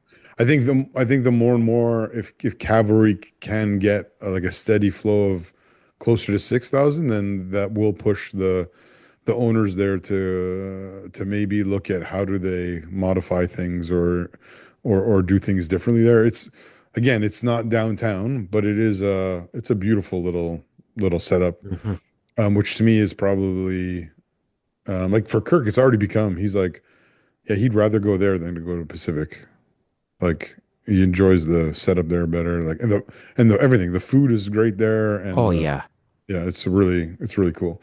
I You guess also they don't had- have the hassle of, oh, is my ferry going to run? Is it going to Yeah. be on time? Look how much Totally. money I'm spending on this. Yes. Oh yeah. I mean, the three times I went to Calgary this year were cheaper than all the time. Like the going to the island. It's kind of crazy. Keep going west. We have one of the worst situations for Winnipeg, where they're playing in a CFL stadium now. They're not going to move from there while they're owned by the Winnipeg Football Club, right? So that's not going to change. And the only thing that's going to change is if they just win and people start coming in bit larger numbers, like, or they sign Yeah, I someone. guess. I mean, I don't even know what the Blue Bombers' attendances are like compared to the rest of the CFL. Maybe it's just not a market that draws big crowds. No, the Blue Bombers, dude, are like, I don't know the attendance, but I have a few friends who are Blue Bombers fans, and they've won like, I don't know, 3 or 4 Grey Cups in the last like 4 or 5, 6 Oh, years. yeah. I'm not talking about performance. It's just like, do they pack the fans Oh in? no. Oh yeah, I think that place. 'Cause gets I know good. Saskatchewan do, and I know that they Yeah. travel in numbers and everything as well. From I don't know how well the But Blue what's the Bombers Lions? travel, but I'm pretty sure they fill that stadium. So that's what's not going to change. Let's go to Forge next. Again, Forge is the same thing, but I think they do a better job at filling half the stadium. Come closer to filling half the stadium. They also have taken this initiative, which even though it's not perfect, I hope all the other clubs do, and that is the school game. They're like, hey, school's in. It is controversial, though. I have seen a lot of Forge fans push against it. But I mean, to me, that's short-sighted. I genuinely see both sides. If you've got a season ticket and you work and you can't get to the game. Okay, but here's the deal. Okay, you will have an element of people who are like, yes, I work and I cannot get the day off. But for a lot of people, it's almost like an away game. You need to book a day off work so you can be at the game, right? I understand that maybe that sounds harsher, like maybe I'm just someone who occasionally has a very flexible schedule, but like, yeah, it's not. It's for the growth of your club. Like, you just imagine that the however many thousands of students that came to that game, right? Like, it's Well, crazy. yeah, it's your future generation. I would honestly, I would love for Vancouver FC. They They have the middle school and the high school right next to the stadium. Yes. There should be a game every year where all those schools and maybe one or two others or whatever. It's like your field trip today is you're going to watch the game. Pacific's the same, because one of the Yes, main yes. parking for Pacific is the high school at the back of the Yes. stadium. Totally. I mean, yeah, if I think every club should look to do that, So and I think it would make sense. The stadium situation there is not perfect, but again, it's owned by the pigskin people, so it's never going to change. York, it's again not as York Lions Stadium is not as horrible as I thought it was going to be, but it's still not ideal. And if they can go somewhere like the racecourse ground at where is it? What's it called now? I can't remember. There's a racecourse ground that they've been looking at, and there's I think one or two other places they've been looking at. That was one that can and should be improved. Ottawa. Last thing about the York Stadium as well, it is going to be very heavily used next year or this year, because you've got York United, you've got their League One teams going to play out of there, and the NSL TFC or AFC Toronto team's going to play out of there. Which again is ironic because it's one of those U-turns that NSL made on we will never work with CPL clubs. But I think going in, you have Ottawa, who are in the Pigskin Stadium there, which has this awkward. For some reason, we cannot have cameras on the same. We can only have cameras on the same side as the people. Oh, it's so frustrating. So that's a little bit like York, because York is like that, right? You're looking from behind, so.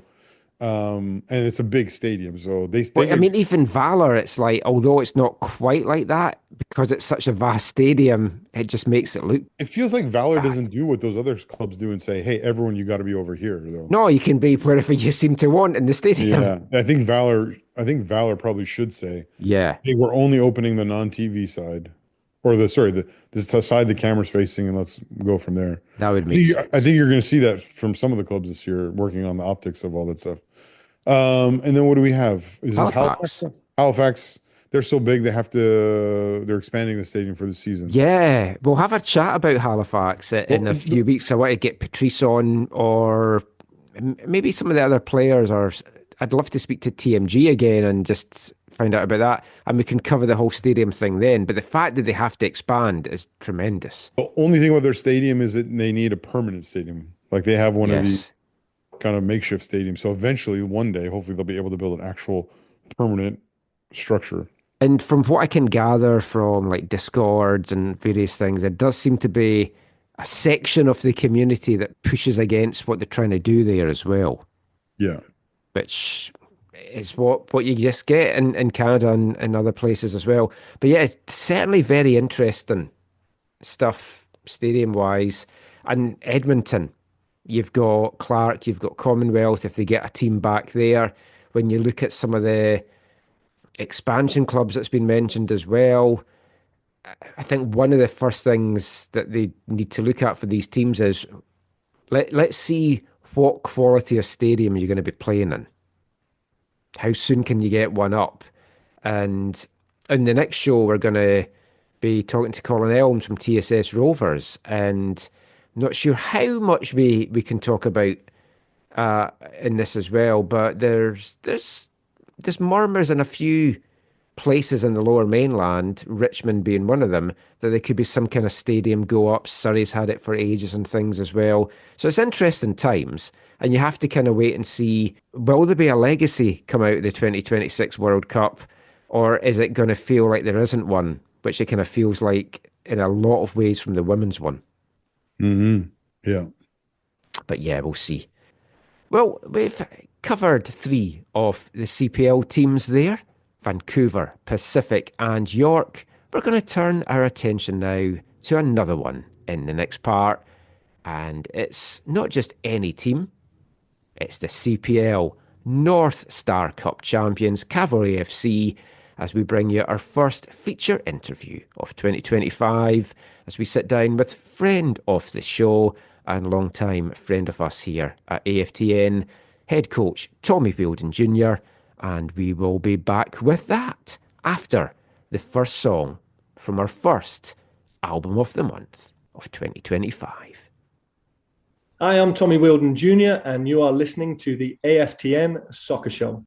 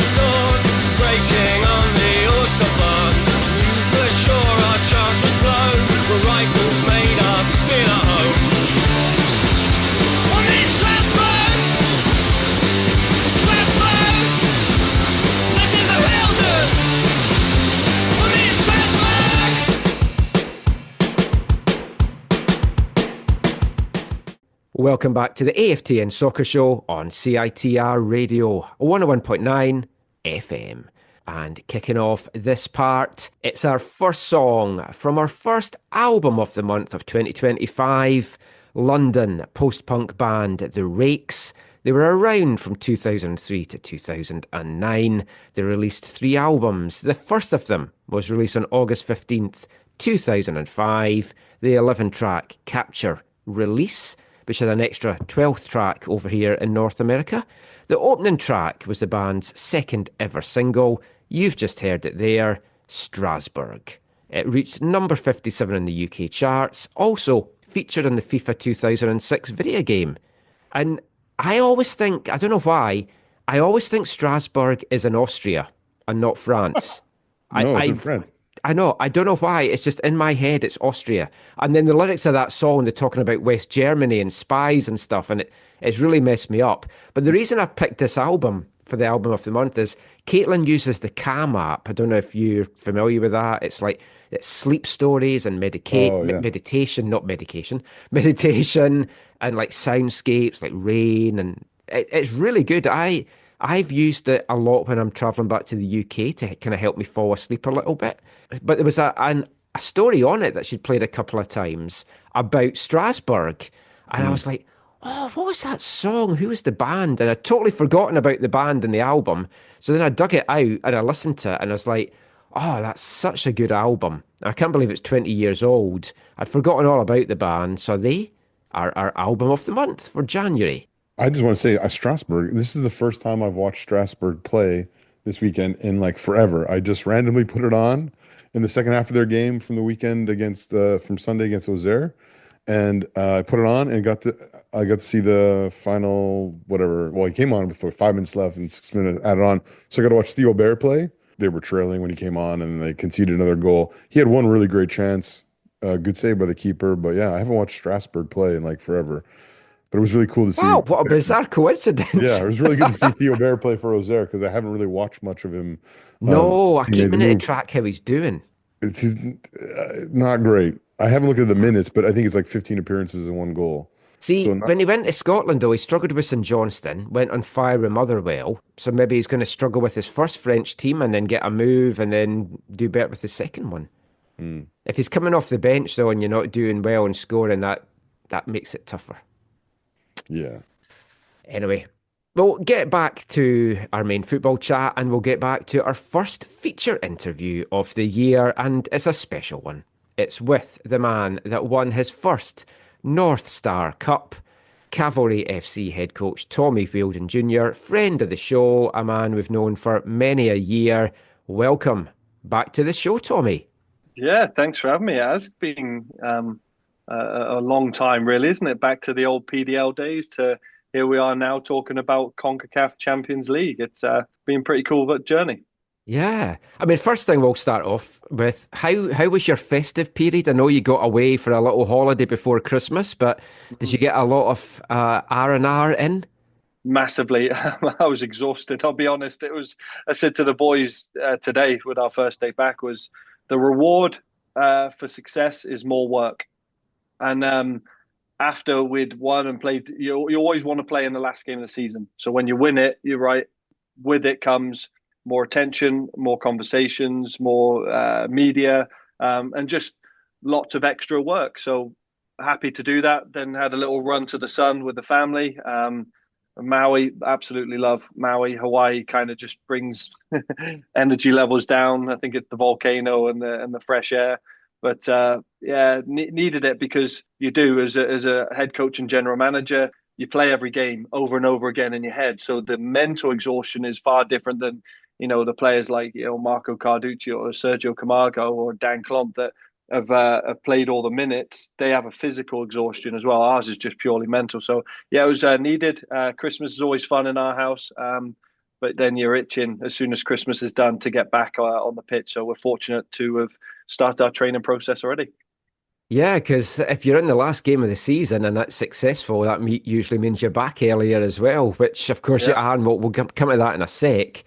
And obviously we'll talk about some of the most obvious aspects to what's happened last year over the course of this. But just in general, if we age you and you're an old man now, looking back in 2024, how do you think you'll look back on last year? Resilient year, because having won the league by 13 points the year prior, everyone had expected us to, right, this is a team that's going to, lead the charge, so to speak, in this year. But we got off to a slow start. There was a few reasons behind it, to Myer Bevan's departure, to Willie Akio wasn't 100% fit, and then got injured not long after. Ali Musi, top player in anybody's team. Sergio Camargo was in and out. So that's basically your front four that helped us win the league by 13 points. Jesse Daly was a big part of it that didn't play as much. Then we had some new faces integrating in. Where did Diego Gutierrez fit coming into it? Where did Toby Washewski fit to it? And then we had a few others like Lucas Diaz and Leighton Brooks that once Lucas's loan from Sporting Lisbon happened, it went back. So it was a bit of chop and changing. So when I look back, we had to be resilient, because a lot of teams, when things don't go their way, implode, blow up. We always knew we had the quality, and when we had people coming back, so we said, well, maybe, my brother was big on this. He said, maybe this is the Disney ending, right? Because we've always, done well in the regular season and always been questioned for the last game of the season. And reality is it takes 28 games to lift the Shield. It took us 2 to lift the championship. Crazy. Yeah, we've talked before over the years about how meaningful winning the regular season is, and us coming from the UK, it's like we look at that as that is the thing, because you've done it over the season, and it's like the season champion, the guys for the best year have been crowned that, and you've 2 CPL Shields now under your belt. Obviously 2019 was special because that was the first one. 2023 was special because you got to actually lift a trophy, for the first time. And I mean, I've known you since your PDL days, as we mentioned, and you won the PDL championship as well. So winning the North Star Cup now for this first time, I know it's something you coveted, you really craved it, and I'm sure it was probably something that it's just been eaten away at you. You wanted to get that first one. How does that rank in all your achievements? Way more fun. I think I said it immediately afterwards. I was asked, the difference. I'm always going to be a purist, because it does take, it is a marathon to win in all corners of the country and play every team 4 times. So whoever wins and has the most points, for me, is the best team, and I'll always hold to that. However, the championship is a cup competition, and it's no different than saying, right, you're playing Champions League or you're winning the FA Cup. It's way more fun because it is the last game of the season. So there's different, we had a champagne toast when we won the regular season, but we still had work to do going into playoffs. And arguably we were 15 minutes away from doing the double that year. Like we were so close, had it not been for the outrageous goals that was scored, and they were. So you have to pick yourself up after that and go, right, we got to go again. And that was the resilience I talk about. But when you do win the last game of the season, you get to enjoy it for longer, because there's no other game to be played. You're not it's like any league game. You lose a game, you're already focused on the next Saturday. But on the last game of the season, you're like that. So you're reviewing everything and you're looking, right, what can we do different in that game? And it can't always be in your control. Like I said, the outrageous goals or a referee's decision, they're always marginal gains. But this year we were just infallible in terms of the way we approach playoffs. There was a healthy chip on our shoulder. Tactically, we were locked in. Collectively, there was a wonderful process in the way the lads were, the camaraderie, and they just bought into it. So way more fun. So you're lifting the North Star Cup, and I'm just wondering how much amongst the joy and the jubilation, how much you also had a sense of relief that you'd actually finally kind of checked that box, kind of completed kind of the huge tasks that you'd said before your team. Yeah, I think for me was basically lifting that trophy, and I think the trophy coming through was just a case of, it was one of those ones that we'd not had done, and anything I want to get competed at is touch a piece of silverware that we haven't got done. Now you look at what else can we do? What else can we challenge? Can we win it again? Can we win it back to back? Can we be the first team to win a double? Can we win the Canadian Championship? No other team's done that. 2 of the teams are at the bottom of it to play. You never know. So we're just constantly trying to keep growing this league, but to have lifted it was really pretty cool to have done it.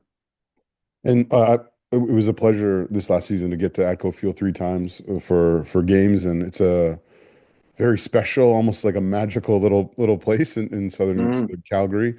How much more meaningful for you was it being able to lift it at home, to win it at home, the place you've lived for like 2 decades Huge. or whatever? Like how significant? I mean, Pacific's won it and Forge has won it. Pacific has only won it on the road. You've had the opportunity to win at home. How much more important was it to do it that way?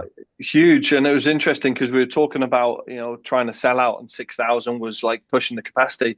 When I heard that we had like 7,000, we must have found this extra 1,000 that they packed around the outsides. So that was one of the last things I'd said to the players. It wasn't in the documentary, but I said to them, listen, as before you go out there, you're going to feel an energy you've never felt before. I said, so give them something to cheer for, whether it's the extra run forward, whether it's an extra pass forward, whether it's a big block, give them something to cheer for. You do that, then you'll have everyone off the seats and you'll feel it and you'll get that energy back. So the first half, we were excellent. And to have played as well as we did to get the 2 goals, I think that was important against a team like Forge. But even when Forge came at us and they turned the game a little bit with an early goal, we were able to morph into the defensive side that had beaten them the week before. And then the crowd were then, getting up on it because the lads were doing that work. So it was unbelievable to be able to play that performance at Spruce Meadows, and to lift the trophy there. It was just, a very special feeling. Another special element of the whole day, I'm guessing, must have been the fact that you got to do it with a couple of players who've been with you for so long. And that, of course, is Marco Carducci and Sergio Camargo, who were with you even before CPL. How amazing was it to have players who've kind of been on the fuller part of the journey with you at Cavalry FC? Yeah, and there's lots of them, which was really cool. So aside from them, obviously Nick Ledgewood, Jay Wheeldon were part of the coaching staff. Mason Trafford, part of the front office there. So there was still that element of there. But why we used a lot of the things about Unwritten was a case of everything getting compared to, wow, this is Forge season, or this is that. Yeah, absolutely. They've done spectacularly well in winning the regular season, best team in the league. This is now our turn to write the future and what we can do. For Sergio to score the winner, that was brilliant. And I think largely because, Toby's that kind of striker that he can, usually a centre forward is underloaded. He's got 2 centre backs in him. He was able to attract a lot of the attention. Moosey was getting double teamed because they want to stop that threat there. So then the left side started opening, and Jay Herdman was a great addition for us. But Sergio Camargo, he had one early that kind of got caught under his feet, and I'm like, oh, maybe that was his chance. But his finish was brilliant, and that's a guy that, to win the league, you need your best players to be the best players, and he was. And I guess even for Marco is, Marco has always been that one that was question mark based on the way we'd lost the final, trying to blame it on him. And I'm like, well, not really. It was a perfect ball in, perfect top corners, but he's just took it on and just got about his business, came out for a few big crosses, slowed things down, passings out, and they showed great character to be able to do it. So to do it with them, and then a lot of local lads like Brad Camdens and Charlie Traffords, these are guys that are local lads that grew up in this city. So really cool to do it with them. Yeah, when I look back at the PDL win in 2018 and think those 2 guys lifted that trophy, and then they're still here lifting trophies under you. I mean, it's tremendous. But I mean, obviously, with team success, you get individual success, and players move on, they get deals to bigger leagues, and then managers sometimes do too. And this has been a weird off-season where the 2 Canadian MLS teams have had a vacancy for coaching. And I don't know what's happening in Toronto, but here it certainly doesn't feel like they're going down a Canadian route. I don't know how much you want to say, but like, were you interested in those jobs? They don't come around every day. You and Bobby are always linked with them. We're always putting your names forward for them. Yeah.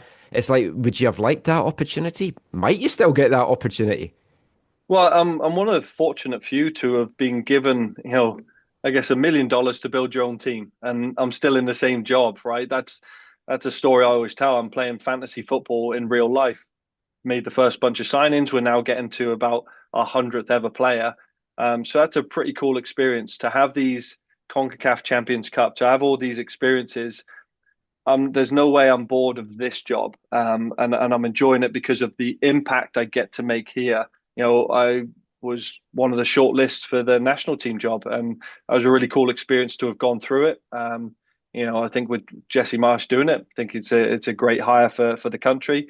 As it pertains to Whitecaps TFC, listen, if they're interested, I'm sure they could call me, but I guess I'm probably one of the only coaches that has a 100% win record at BC Place. So I don't know if that's a stat that helps, but I'm sure Axel and his group are looking at a certain type of manager and want to manage it in their way. But if those conversations were ever to happen, I'm sure they would do the right thing and approach my ownership group. But to this point, nobody has. So I don't get distracted with it. I'm always inspired to be the best coach I ever can be. I know I'll continue to coach at a very high level. And I said I don't go chasing. I think my work speaks for itself.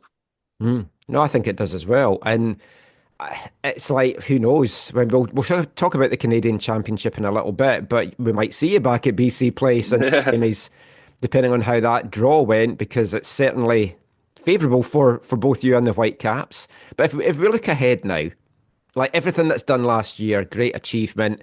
But as they say in the UK, it's like it's fish and chip paper now. You're always looking at what's to come. Mm-hmm. And you're back at pre-season. We're doing this on Monday the 6th, and it's your first day back at pre-season. This must be the earliest you've ever come back.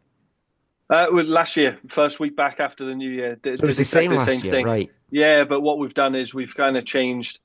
As we were leading into it, it was new for us. So to do an away trip early, because it is 12 weeks. You're looking at it before the start of the CPL season. So we said, look, part one is we're playing in a tournament. So how do we get ready for that? And we're heading down to California. We're actually playing LAFC. We're playing Columbus Crew. We're playing San Diego State Uni. We're having a really good preseason before we play the Pumas. And the difference being is we actually want to be a bit sharper, because when we played Orlando, the first half an hour, we were competitive. Then they scored 2 right before half time. Then they scored a third. And it really killed the second leg. And, in learning from that is we have to have better games leading up into CONCACAF. And if nothing else, it's going to get us prepared better for the regular season and to chase more silverware.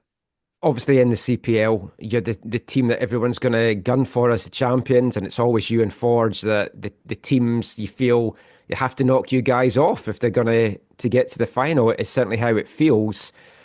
Now, I don't know how much you want to just now or can share about what the squad is looking like just now, because obviously we haven't had any releases yet. But I mean, I'll ask you, like Jay Herdman, I liked what he had. Can we expect him back? Is there any announcements that you would want to maybe reveal to us?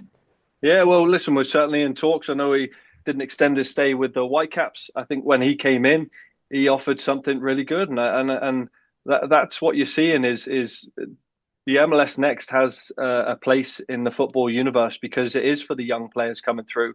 But at that certain point now, you get to play men's football in front of fans, in front of stands, to get to play in cup competitions, whether that's Can Champ or going to CONCACAF Champions Cup.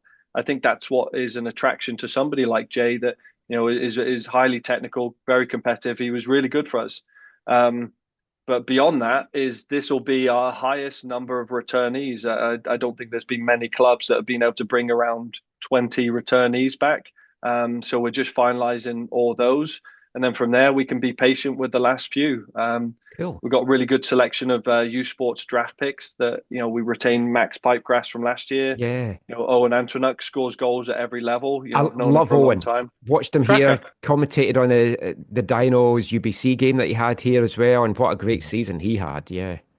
Yeah, no, so he can just, every level he's played at, whether it's League One here or in Ontario to U Sports, he produces goals. So we're like, right, he's now at a time where let's give him a look here.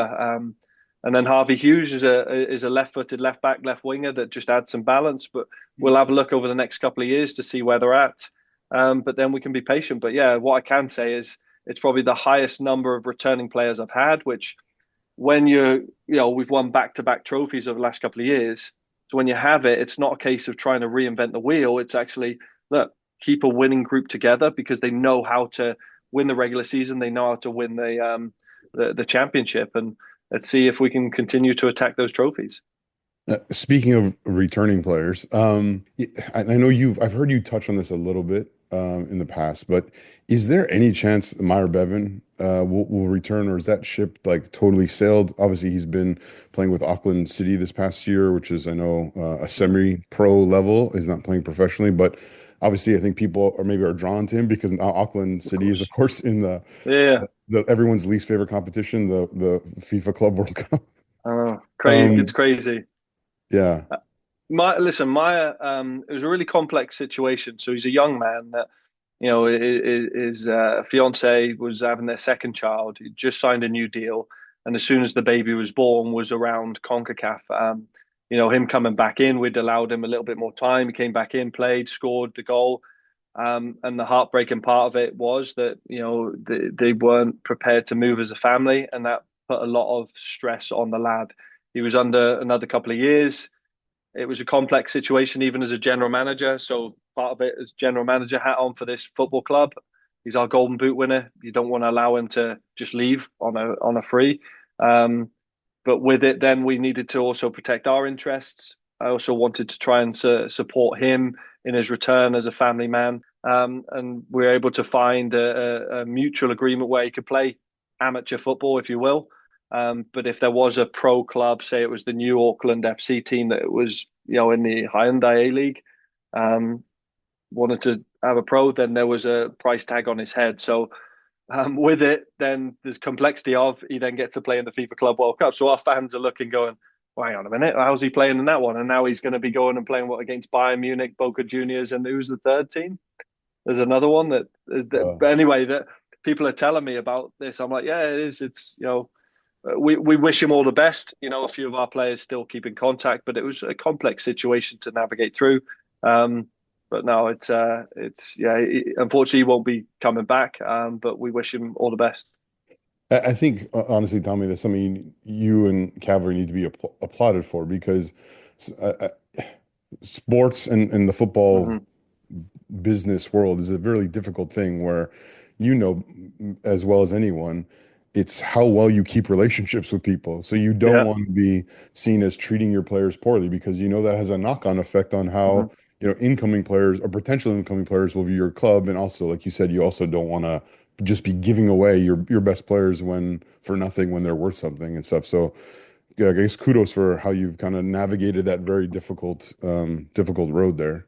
Well, and it's hard because narratives get painted, right? And nobody understands the full story. So we can give a release about what it's doing there. But it was a new thing for us. It was a new thing for the league to try and navigate through. It was a new thing for this young man that has two kids that he needs to try and be there for. And we're not at that stage where we're paying MLS money that's going to make people rich. So at the end of the day, we have to be moderate in terms of our expectations, but trying to find some type of win-win. It just got very, very confusing, unfortunately. The squad that you talk about, the significant returns, you've always done really great at building good squads and large squads. You're going to need it because you're fighting, of course, on the three fronts. CONCACAF Champions Cup. You got Pumas, obviously a massive Mexican club. You got a trip to the Olympic Stadium. Last year, of course, you had the difficult defeat in Orlando. Yeah. So as you go into this year, how did what you went through last year better prepare you for this year, for all that you're going to have to undertake in CONCACAF, in the Voyageurs Cup, and of course in the league? Well, and this year we're earlier in our competition phase, so I think we've only got 4 weeks between now and when we basically play the Pumas. So we have to get quicker into that game mode. By playing an MLS side, we had the following one. So when Forge had played Guadalajara, they were the 2 weeks earlier. So we were able to witness a bit of that. We've said, look, we didn't necessarily have that home field advantage by going to Starlight. And, that was the other thing I touched on. And I wanted to be honest with our fans is, by winning the championship in front of them, that was also payback because many of them couldn't join us for this CONCACAF experience. But again, back to my point about success brings, more work. When you play until the middle of November here, we then were meant to kick off in February. 3 months is not enough time to get everything ready in the Calgary climate. So in order to do that, we have to buy ourselves some time with Starlight. We're playing Pumas. They're going to be a team that whether we play Starlight, Atco Field, or at the University Stadium, they're going to be a great competitor. We've not played a Mexican side outside of friendlies. We know that that's going to be an experience that's going to sharpen us. But what we learned from Orlando was the manner in which we went at the game. We just went right, all guns blazing. For the first 25, 30 minutes, we played really well against them. They scored 2 goals before the break and then another goal in the second half. That kind of killed 3 goals, kills that second leg. We went to their place and it was 0-0 at half time. We actually went, right, we could have kind of got a result there. We actually went, right, what is it going to take to score 3 goals? And we actually played with a single pivot and 2 10s. We threw everything. It conceded goals, but we ended up scoring a goal. With that, we just chose to gamble and also learn part of the process. So we're going to have to use those experiences to help with our preparations against Pumas, but we're already watching them. They've just started their Clausura part of the season, and they'll be starting this weekend. So we're already picking it apart and how our best version meets theirs. So obviously, you mentioned there having to play on the island is not ideal, especially for your fans. Michael was speaking with Ian Allison last month about the possibilities of McMahon becoming ready or approved and the new turf situation there. Is that ever going to be a possibility down the road for you in CONCACAF? Certainly. Okay. Yeah, certainly. I mean, we're talking about it. I know with the Calgary Wild, they're getting the turf changed there as well. So there's, I guess, a bit like, you look at Ottawa, that's a CFL stadium. You look at in Hamilton, it's a CFL stadium, but they can change the lines because it's not like the football lines and then the soccer lines. So I think that's a positive. I'd love it to be here. We actually spoke to Commonwealth. That was one of our few, and they couldn't guarantee a safe environment. But McMahon Stadium are talking about some of the things that they can do. So hopefully it's no different like CF Montreal. They play grass stadium at Saputo, but they start their season in the Olympic Stadium on the turf. There is a precedent for the type of climate that we have in Canada. So we're open-minded to certainly explore those options. Yeah, that's a horrible turf in Montreal as well. Yeah, it is. You mentioned Calgary Wild there, of course, the new NSL starting up.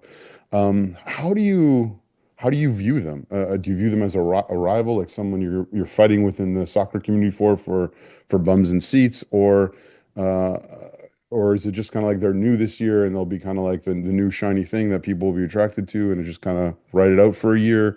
Is there any kind of ways that there's been a kind of a difficult public relations perspective shared from the league towards CPL and CSB and all that kind of stuff, but is there any way for you to maybe work together in ways or to support one another in ways? I guess it's context, right? I think sometimes when those bits are brought out in the media, whereas actually I see them as colleagues. It has to happen.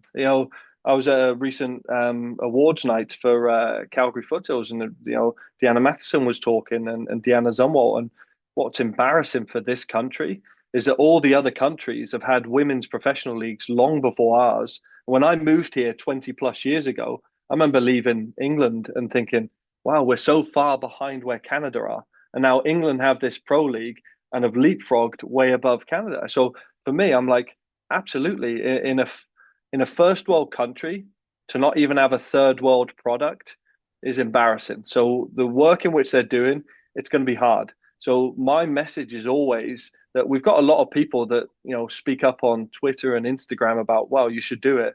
I always say to them, well, do it with your dollar vote. So if you support this, don't just tweet, click, like, and comment. Actually, buy a jersey, buy a ticket. If you can't go, share a season ticket that you can give to people. So if you want to come and support the Cavalry and the CPL, so we're around for years to come, do the same for the NSL, because there's 1.5 million people in Calgary. So if we're averaging 5,000 to 7,000, there's a lot of other people here that can get on board with it. And I always look at Portland Timbers and Portland Thorns. Rob Gale down at Portland Thorns, and I read somewhere that was 80% of the audiences are separate. It's that 20% crossover.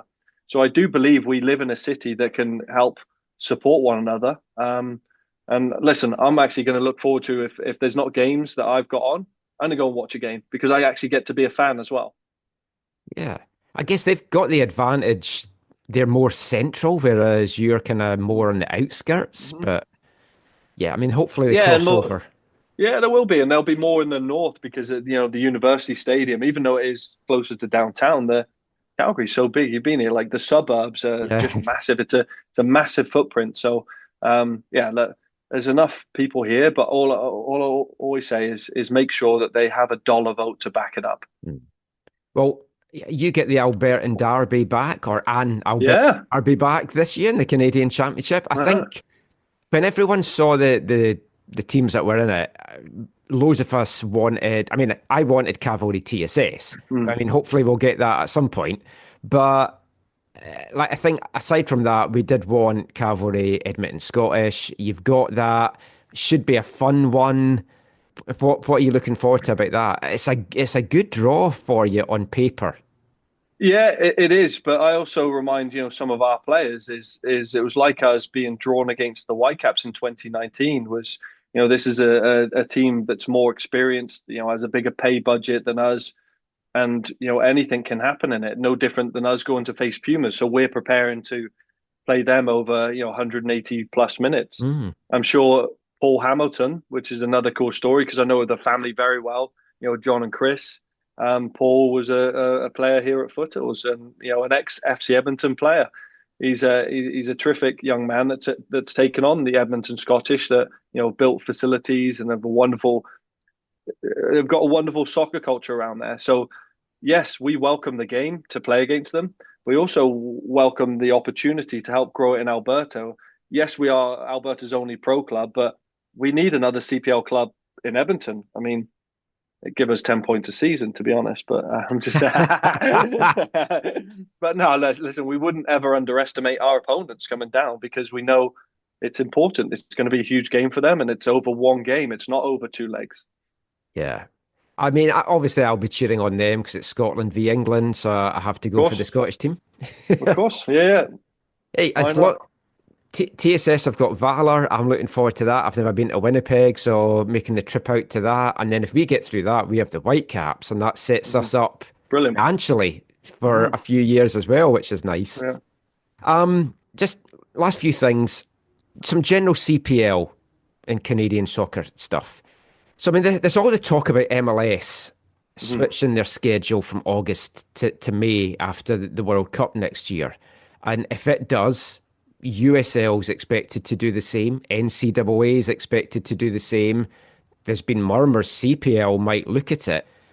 Would you like to see that? Could it even be done in this country?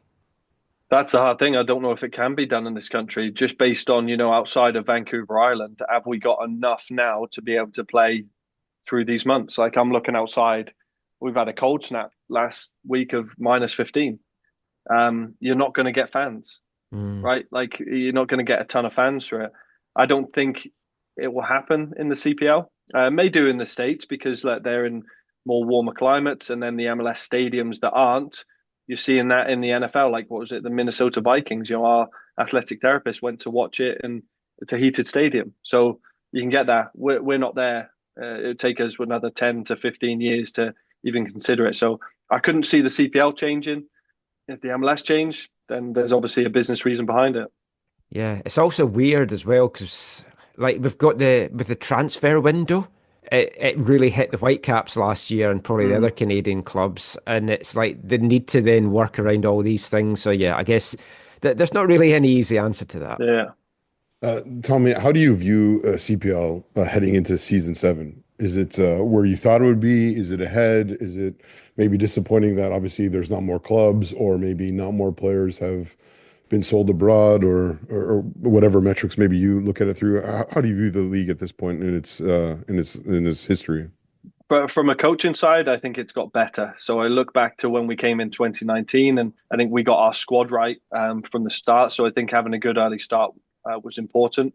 But I also think that there doesn't ever seem to be an easy game now. Like you look at Vancouver, the newest teams coming into here, very tough to play against because now they're organized.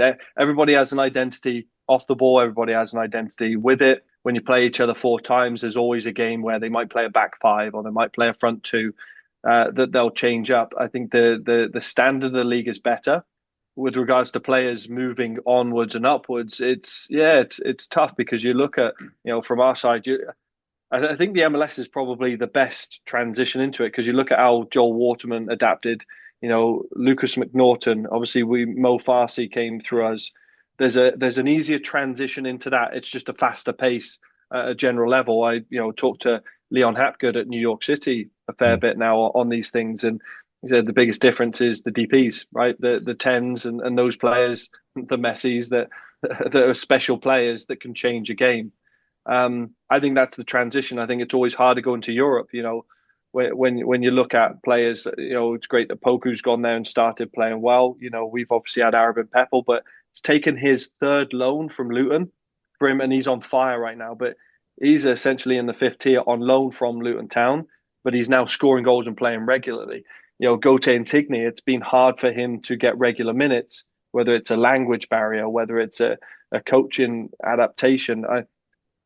It takes a little bit. Victor Lattori was playing a lot for Ross County, but now with Don Cowian, maybe he's not his type of midfielder, and he's also coming near the end of his contract. So there's a lot of intangibles for the way these players go into Europe. I think is a lot harder to make it there than anywhere, really, to be honest. One of my favorite things that I've heard you say multiple times is the phrase "grow the game." Like we need to be growing the game, and that's in all aspects, both on the field, off the field, in the community, media, all these different things. When you think about these next 2 years, what do you see, or what do you think should happen as we build up to 2026 and the World Cup and the kind of the eyes of the world being on the nation and the nation itself viewing the game in a different way than it will ever have before?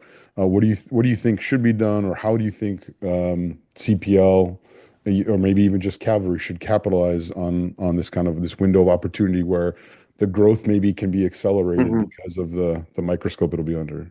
Yeah, so a couple of things that come to the top of my mind, because I'm a big believer. I always tell the players that I'm bringing in that I'm not bringing them in to get rich. This isn't their retirement job. This is actually they're actually going to get rich in creating something that's never going to be taken away, provided that we do the work on the pitch, provided that we do the work off the pitch.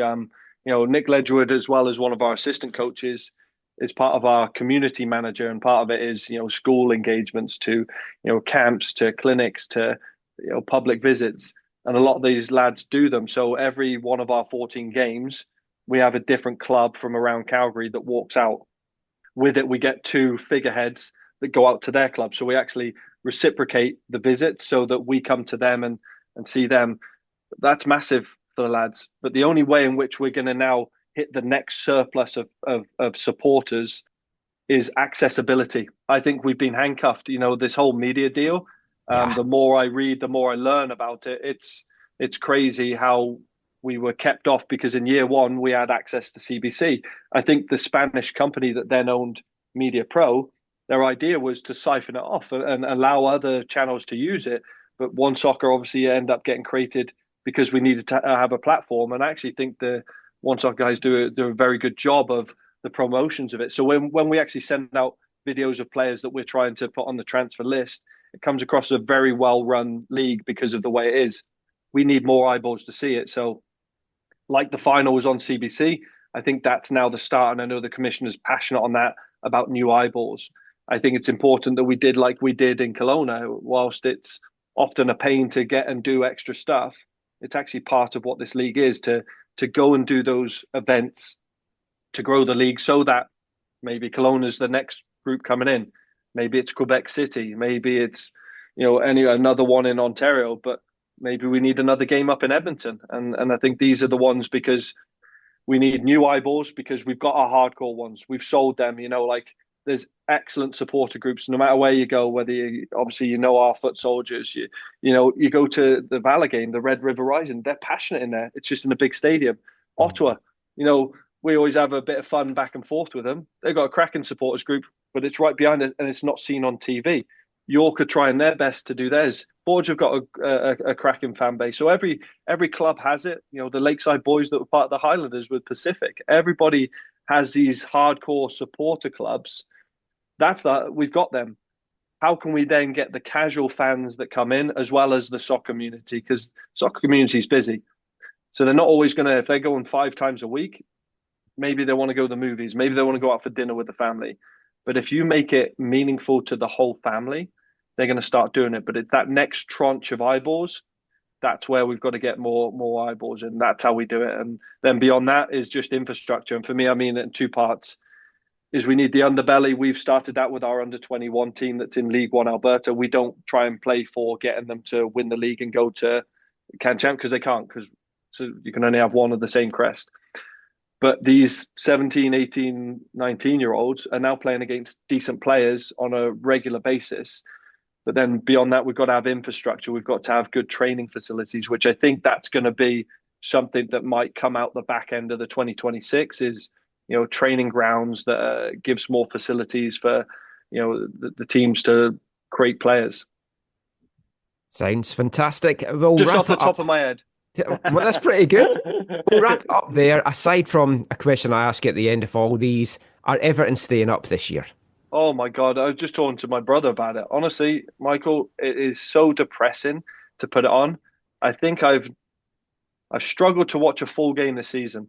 And I'll tell you why. I took my son, who's 15 now, to Goodison Park last year because I thought it was important to get it. And it happened to be the Garnacho bike, the Pushkas Award. It had just been after we were docked the points. I think Dyche has done a terrific job with the players we have, but the football is so dull. So I'm not a purist, but I have an idea. I like attacking football. I like high pressure. I like things that excite me. To go there and just have this mid-block and then just direct football, and there's no set patterns that you can say, oh, they must have been working on that in training. It's so dull. It almost needs us to be relegated, to blow everything up, take a new stadium and start again, because we've been doing this for, 4 or 5 years where we're languishing near the bottom. We're just not getting any better. So I think this year, had it not been for, some of the other teams that are in around that relegation zone, like Ipswich is, it's going to be very, very tough for us to, Southampton obviously being another one. And that's the sad thing. Southampton have won 2 games this season, one in the cup and one in the league. It was against Everton. That shows you how dire straits we are. So anyway, I could go on for ages about it, but like all fans, I'm a true fan. I just struggle to watch the full game in the way they play. Whoever thought you'd be pining for the days of David Moyes after he left? Hey, they played nice football under David Moyes. I know. Well, they evolved, right? Because I think he had the Dyche approach where he was tough to beat to start with. Then he started adding your Artetas, your Cahills, your Les Scotts, your Jagielkas, your Pinars, and all these players started to come through, the Fellaini's that were entertaining as well. And I think that's what I say about growing the game. We still have to entertain people. And it's not entertaining. No.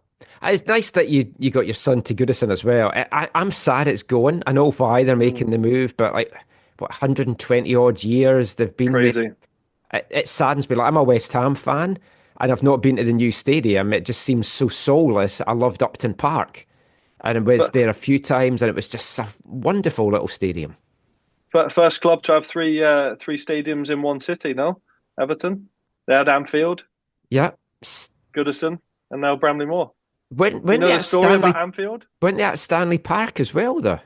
No, it was Anfield, and that's why Liverpool were made, and that's the thing that Everton go against is Everton fell out with the landlord because I think he hiked up the rent, and it was probably when they were the St. Domingo's Church was the original thing, like Man U and Newton Heath, right? It was all that either religious background or industrial background. And I remember I actually did this in university.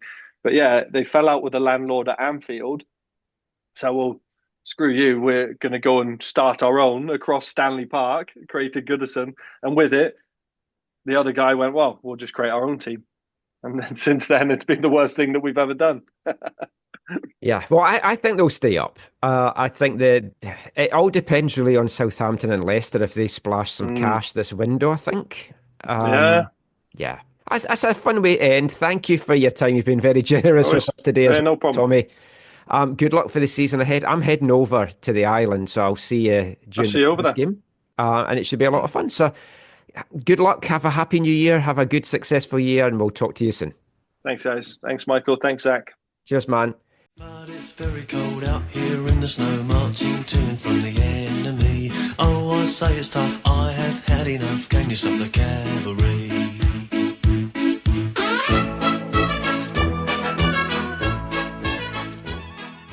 So Tommy Wheeldon Jr. there, Zach, and a great chat with him. I like the prep that they're doing for the Pumas game, playing against those MLS sides. We'll get them at a faster level. Forge are going down to Cancun, so they'll be playing some teams down there in Mexico. But I mean, it's tough for the CPL teams in the Champions Cup. It's always going to be tough. I mean, it's tough enough for the MLS sides in pre-season, but they've got bigger budgets, better players, bigger squads. It's always going to be tough for these CPL teams. Yeah, I mean, totally. And it was interesting to hear him talk about what they learned from last year in this competition and how that really is helping them prepare for this year. And obviously they'll be able to watch Pumas play in some competitive matches to glean a few things as well. So hoping for a really good start for them this year. It was a really difficult beginning to the league campaign after they got knocked out of the CONCACAF Champions Cup, which I would love to see as someone who backs Vancouver FC. But in this competition, I want them to do really well. Yeah, and the squad, nothing's been announced yet. If I'm a betting man, which I am, I'm putting a lot of money that Jay Herdman's going to become a Cavalry player for next season. Yeah, I think that after Whitecaps did not renew anything with him, that it would make sense for him to land somewhere like Cavalry, and obviously he has a big moment in his career in winning the North Star Cup, and hopefully he does land there and looks to continue to build on that with them, because I think for him I think once he's had those months under Tommy, it would have to be a pretty appetizing different opportunity for him to choose not to go back to that and to grow more under him. Yeah, he can grow. He's playing at a very high level. He's in some big competitions. He'll get a lot of focus on him. Wish him all the best if that does come out. Tommy's done what Forge have done so well at, and it's like you're bringing back a lot of returning players. And from a CPL point of view, you kind of need to do that. And we've talked about the other teams, and it's not bare bones, but it's like slim pickings on some of the rosters right now, which will obviously get fleshed out. Yeah. But yeah, they've got to be one of the favourites going in the 2025 season, as Forge will be. They always will be. It's always hard to retain your championship. Yeah, for real. Because everyone's gunning for you. But great off Tommy there. A lot of chat. One of the things we asked him during the chat, which we're going to play in the next part, because I also asked this of Bobby Smirniotis and James Merriman, was about VAR light, refereeing in CPL. So we'll get the thoughts of all of them after we hear the second song from our album of the month. Hi, I'm Jay Herdman, and you're listening to the AFTN Soccer Show.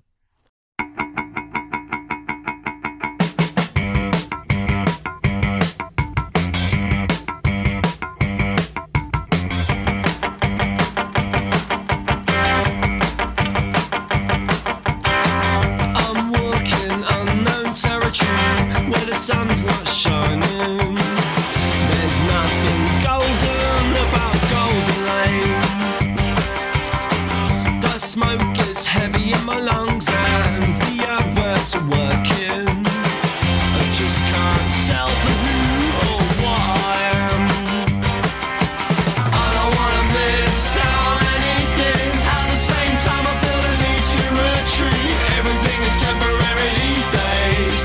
Might as well go out.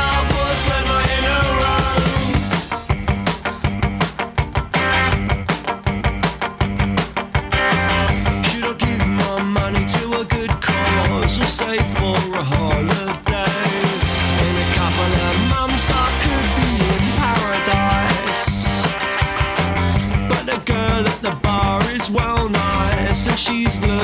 over. It's only right that I get the next round in. I don't wanna miss out anything. At the same time, I feel the need to retreat. Everything is temporary these days. Might as well go out for the fifth night in a row. Walk home, come down, retreat to sleep, wake up, go out again, repeat.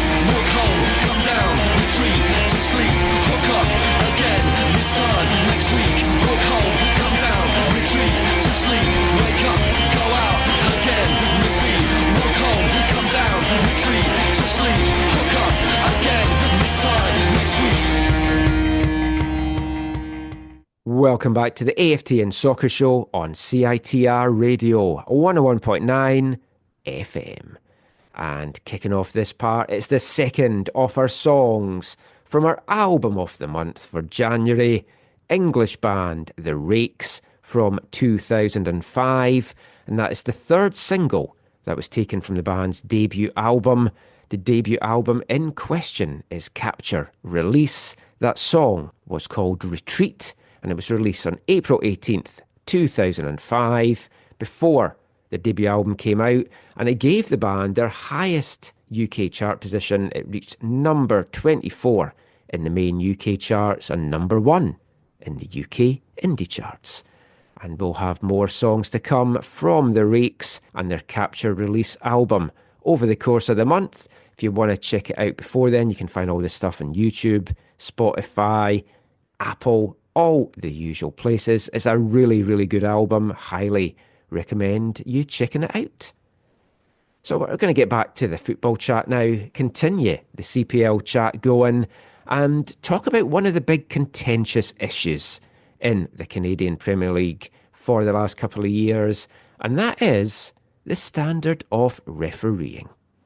Now, last episode, we did in our New Year special things we'd like to change in Major League Soccer. And I said this time around, we'd be talking about some things we'd like to see changed in the CPL. And before Zach and me get into it, and spoiler, I think we both have this, is to have some element of VAR, some video review, whether it's VAR light or some variation of that within the league. We'll give our thoughts on that in a second, but over the course of last year, I asked 3 of the head coaches in the CPL for their thoughts on it. So we'll hear from Forge head coach Bobby Smyrniotis, Pacific head coach James Merriman, and rounding things off, the man we just heard from in the last part, Tommy Wheeldon Jr. Here's their thoughts on whether the CPL needs some element of VAR.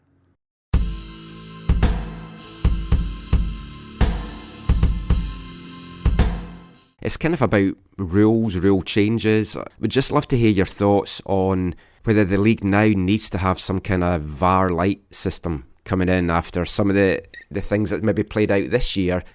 Yeah, when it comes to the whole discussion around VAR, I think in modern football it helps.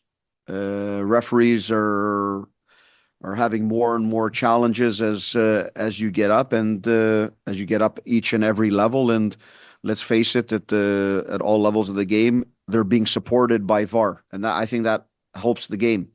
I also know that there's a large investment that's needed to be made with VAR throughout a league, and would it help our league and our officials and get rid of some of the little things that create agitation around everyone? Of course, because then that's final. That's something reviewed. It's done.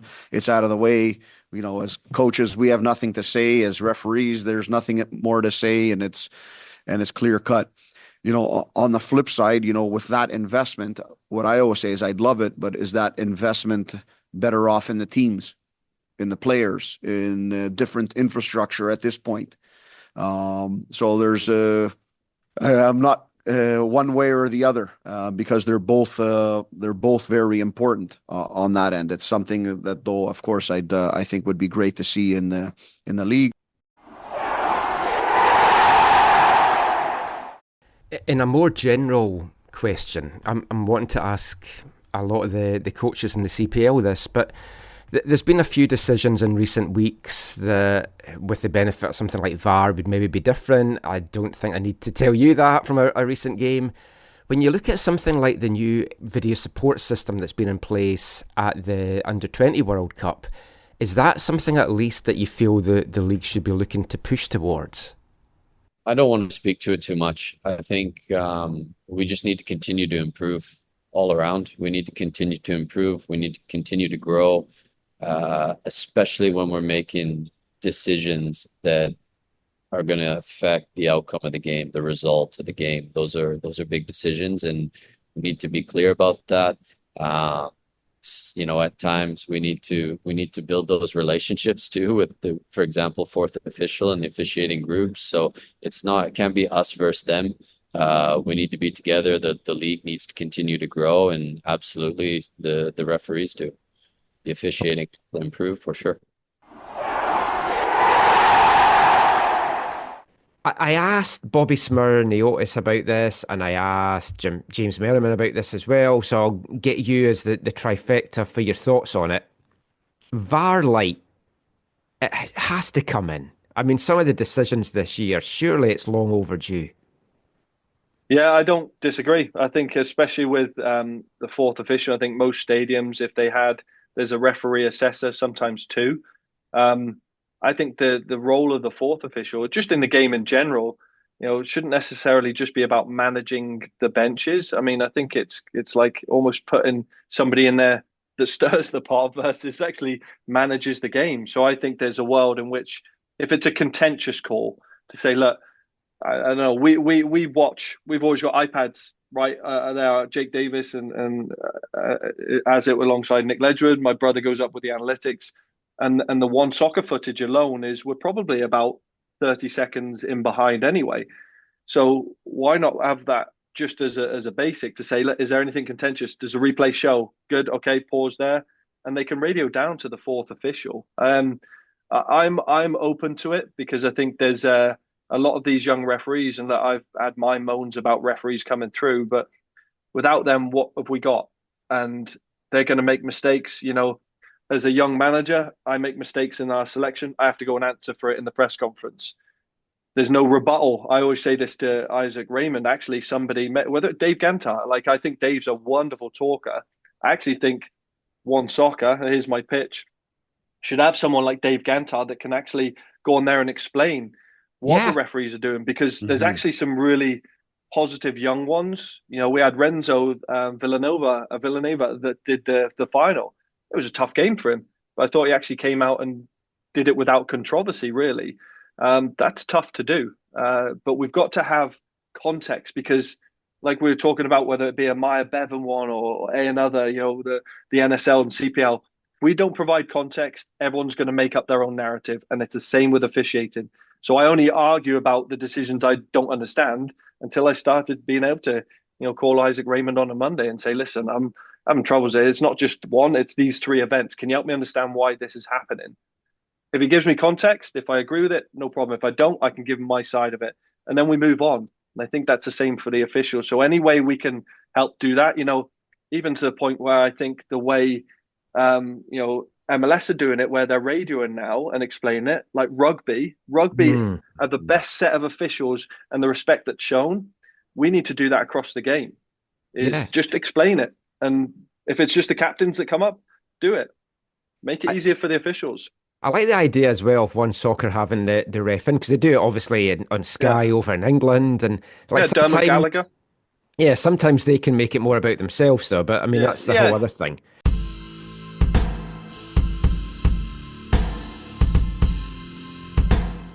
So some thoughts there from Bobby Smyrniotis, James Merriman and Tommy Wheeldon Jr. on the need for VAR in the CPL. And that brings us to our last kind of real talking point in this show, Zach. We talked MLS, as I mentioned in the last episode, things we'd like to see change. And I mentioned this time we'd talk about things we'd like to see changing in the CPL. So, I mean, surely we are both in agreement that some kind of VAR, whether it's VAR Light, or the new football video support that we saw at the Under-20 FIFA World Cup, something needs to come in. It would be very, very helpful, I think, for the league in terms of its credibility and helping grow the game, grow the fan base, right? You don't have to be a footballing diehard or a footballing expert or whatever to be at these games or watching highlights of these games.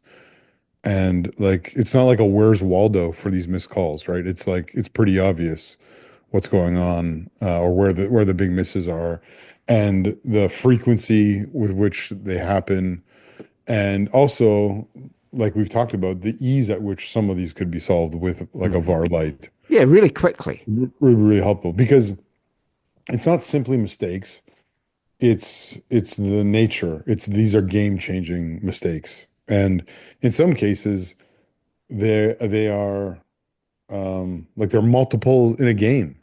So it's really awkward.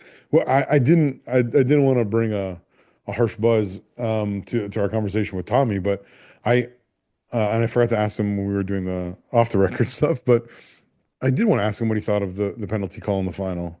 You know, like I figure even off the record he probably would have said, like something about Myer Bevan, and in terms of like it's a foul. It doesn't matter that he embellishes it or we both said in the aftermath show it wasn't a penalty. To me, it's not a penalty, but yeah. But then things have gone against them, so I'm pretty sure Tommy would just say things would even themselves out in time, and that was it, evening itself out. Yes, that is a totally valid way to look at that, but it was still the wrong decision. Yeah, speaking about it simply from an objective point of view of was the correct call made on that single play, to me it wasn't. And a massive call in a championship game. Yeah, and the thing is, it's not just championship games, like we said, it's every game. It's like almost virtually every game there's something where you're like, how do they miss that? How do they screw that up? And as we always say, it's not piling on referees, it's to help them. Referees aren't going to get better if all they're going to get is abuse because they're making wrong decisions. Yeah. And you're not going to attract the next wave of officials into the game if they're like, well, if I do this and I make it into the CPL, I'm just going to get crucified because I've made a wrong decision. And yet this is also a league, Michael, where you have some referees who are like Pharisees in terms of like the letter to which they followed the law this year, right? Like the biggest example for me comes to mind is the Moses Dyer wearing the incorrect color of undergarment under his shorts and not being allowed to start the half, which literally, in the scheme of things, cost Vancouver FC 2 points in their season, right? They end up drawing a game that they should have won. It's crazy. I'd totally forgotten about that. It's crazy to me. So you have a referee that will catch that, but and the other thing I will say though too, as they should though, because that is the real, and I've seen it at like VMSL level. Sure. Okay. Yeah. Yeah. You're right. But the fact that they can get that, they're paying attention to that, but they can miss some of the obvious things on the field. The one thing I will say on the positive side is I do know a number, and I have met a number of the people who do the referee evaluating. Me too. In the last few years, and they're great people. Some of them I've known like the long time like Canada Soccer or whatever people. Some of them are people I recognize, from they used to like ref back at Umpire or at Swangard back in the day. Like in like the pre-MLS era or whatever, the one guy, which was really awesome to see. So there are people there who are evaluating them, who are saying, hey, you got this wrong, you got this right, you handled this correctly, you should have done this, that, and the other. They are helping them grow. It just feels like the rate at which the growth is happening is not where the league is at in terms of its quality. Yeah. So there's a gap there that needs to be filled, and something like VAR Lite or this FVS. Yeah. So I mean, if we just quickly talk about that, so it's a simplified system that allows coaches to challenge referee decisions by just. It's like the challenge thing in NFL except I don't think you're quite throwing a flag down on the pitch. It uses fewer cameras than VAR, so it's a more cost-effective approach. It's designed for leagues with limited resources. We saw it used very well at the Under-20s World Cup. And actually, before we talk any more about it, I'll play a little bit of audio from Cindy Tai, who was the head coach of the Canadian team down there. I asked her how she found that whole experience, because she's the first person I've known that I was chatting to that did use it. So here's her thoughts on FVS.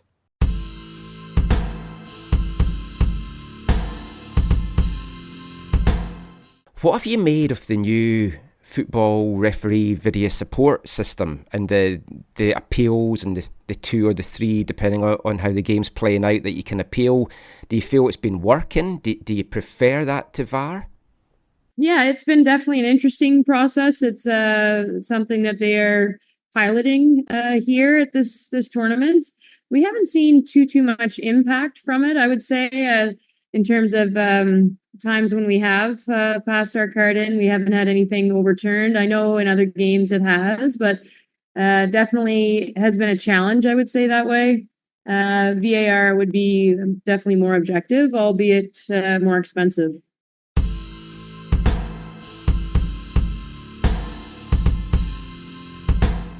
So Cindy Tai there's like not saying that it was too cumbersome or like it didn't really impact the game too much. Some of the initial stoppages at the Women's World Cup were a bit long, but I think it's because the referees hadn't maybe been used to it. But I like it. Now, my feelings on VAR is I'd prefer it wasn't in the game at all. And I'm your old school, your traditionalist. I would just prefer the errors as much as then we criticise them on the show. That's gone on for years. But now that it's in the game, I don't see it going away. And I'm not calling for full VAR and all the lines and everything for the CPL, at least not yet. But something like football video support just seems perfect for it. Yeah. I mean, it would be nice to have the full good line technology stuff to make it, indisputable, or what's the VAR language? Clear and obvious. Yeah. Although, even with VAR, I've seen some weird lines in a couple of games that folks share on social media, and you're like, yeah, that doesn't even look straight. Yeah. And there was a big incident in the recent League Cup game, the final in Scotland between Celtic and Rangers, where Rangers should have had a penalty in extra time. And it was probably a penalty that would have won them the game. And despite there being VAR and replay after replay that showed the tackle was clearly in the box, it was given right in the edge of the box. So even with that, mistakes can still be made. Oh, yeah. But, I mean, FVS sounds like the way to go, and it's to help everyone, and it's to make the game better, and it's to stop having these talking points, although it's great for us and One Soccer because you've got the chance to talk about it in sections of shows and various things, which, of course, we love to do. And to be clear, as we've said before, the league is talking about these things. Mm-hmm. And my only assumption is that the reason they haven't implemented something or one of these kind of options is strictly due to the financial costs it would create. Oh, yeah. For the league or for the clubs individually. Well, it's been said before, there's better things they can spend the money on. Mm. My question would be what exactly?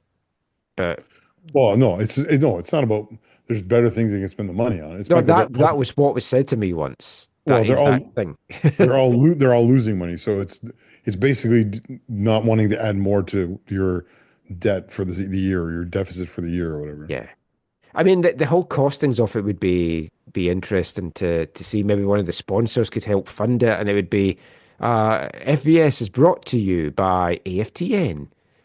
Yeah, I'll chip in $100 for it.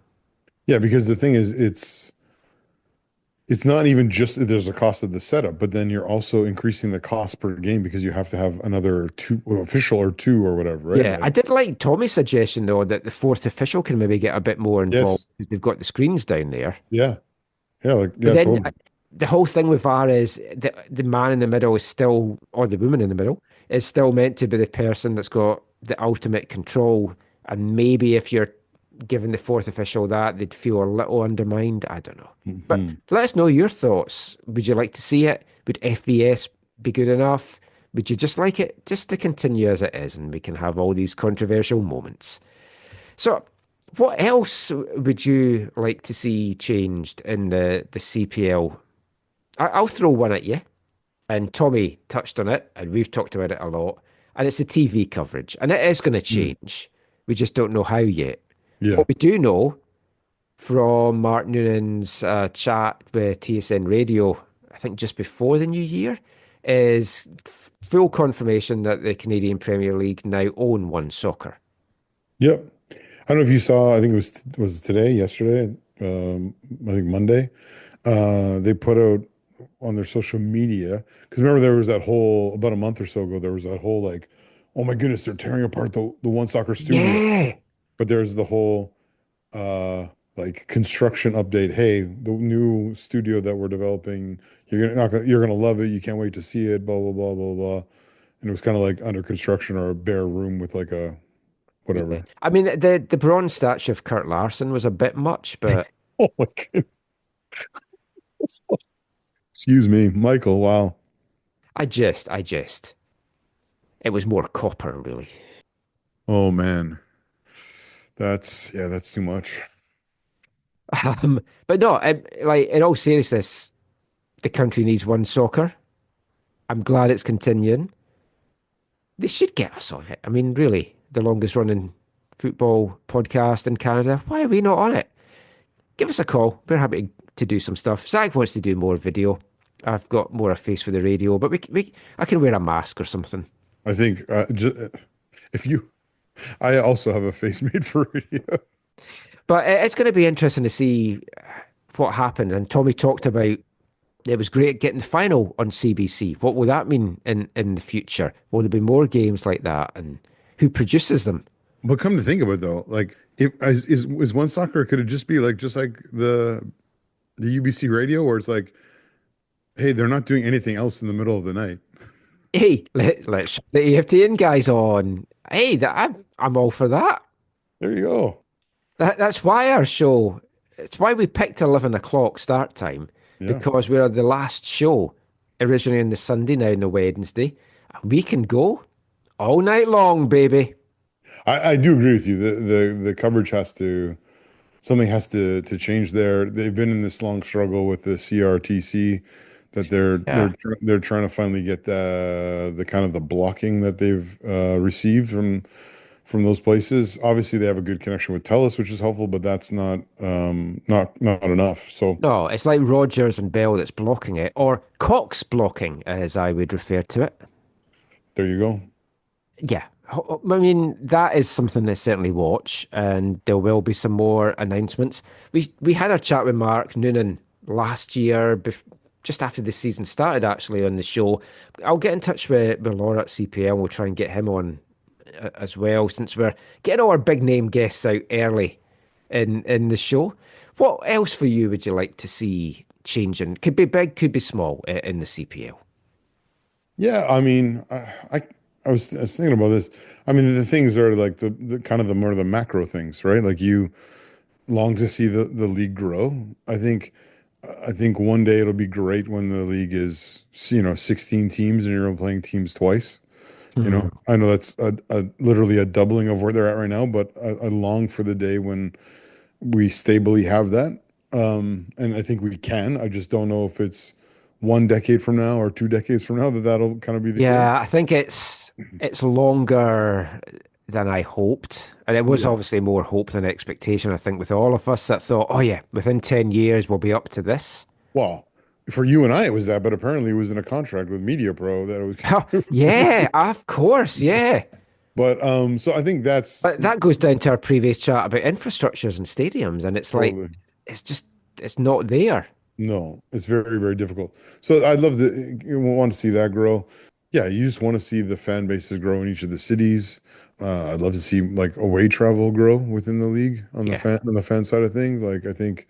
Well, tied in with that, one of mine is for BC derbies and other local derbies, but just focusing on BC, should be Saturdays or Sundays. I mean, Michael, in a dream scenario, if we're talking, pie in the sky, it would be great if it was like, the match day was, we're playing on this day at these times, like that would be so helpful. I think in the long run, it might be painful to start with, but I don't know that if you can do that. I mean, maybe whatever the new broadcasting situation is going to be like, maybe that can help with that, or maybe because it's new and different and whatever, they're going to have to be sporadic and open to Yeah, but I mean, different things or whatever. But for the I do. BC Derby though, when you've got a ferry involved and you No, yeah. can't get back at No, night but on that's a what I'm saying. Friday. In general, if you're like, hey, every game is Saturday afternoon at such and such a time, whatever, then it's that removes that, right? But obviously, when I say Saturday afternoon, I realize then you're cutting off a significant element of youth football, and I think I think we were talking to Tommy. Tommy touched on that, right? You have people in the communities where these clubs are. You have people who are so heavily invested in the football community at youth level that sometimes it's hard to get them out to the stadium for games because their lives are so saturated with football from their kids or their own, rec involvement or, amateur or semi-pro or whatever involvement. And so the CPL is maybe not drawing as many from that crowd as they would like or as they could. I think would be fair to say when you look at attendances around the league. But anyways, I think ultimately long term, having a standardized, our games are this day at these times. You're in the East or you're in the West or you're in the middle of the country, whatever. These are kind of like the time slots where there will be a game. That helps in the long. And we've said that with MLS even, right? Like, and as frustrating as it was for some people to be like, oh, I don't want to go to BC Place every Saturday at 7:30 p.m. They liked afternoon or early afternoon or Sunday afternoon or whatever. As not ideal as that was for some people, it at least helped create like a rhythm to life, right? Like, I don't know. I think that could help in the long run, especially if you look at, I mean, some of these people who own clubs in the CPL are owners of CFL clubs, right? And one of the things I think that helped this CFL and people out there who are more steeped in CFL history can correct me on this, but was when they made this kind of like our league plays on Friday nights, and every Friday night there's going to be a game on TSN, and that's our night, that's who we are, whatever, blah, blah, blah. So you knew every weekend, I think one of their games is Friday night, I think is how it works. You could correct me on that, but no, there is, and there's the odd Thursday one, I think, as well. And yeah, so even if it was something like, to start with, our game of the week is going to be Saturday afternoon, Sunday afternoon, whatever, Friday, even Friday night. I guess, they are competing with CFL a little bit. Yeah. I mean, that's the only thing during the CFL season as well. I know it's different, obviously, because it's different venues, but with League One BC, when we were trying to pick our games of the week for commentary, we couldn't just say it's going to be this day and it's going to be this time, because it was whenever teams could get venues. And it's not quite the same in CPL. I mean, my ultimate dream is that you have a team in every province at least. I mean, it would be nice in the territories as well. I'm not quite sure Yellowknife or a trip to Baffin Island is going to ever be on the cards, but yeah, I mean, that would be mine. So, I mean, we'll draw a line under it here. Let us know what you would like to see change in the CPL. If you've not been out to a game, what would get you out to a game? Whether it's here in the Lower Mainland, on the island, anywhere across the country. Genuinely, we would like to know what would get you interested in going to the league, going to the games, and supporting the league. That is pretty much it for the show. We'll finish with this episode's wavelength, and I'm going to go back to a guy. I played a song on our Christmas special. English folk singer Rob Johnson. He's a man that's released many, many albums over the years. This is a song taken from his 19th album that was released in 2002. He's got a lot of political songs, which, considering how we started the show, is interesting. So this is from the album The Triumph of Hope Over Experience. And this is simply life is football.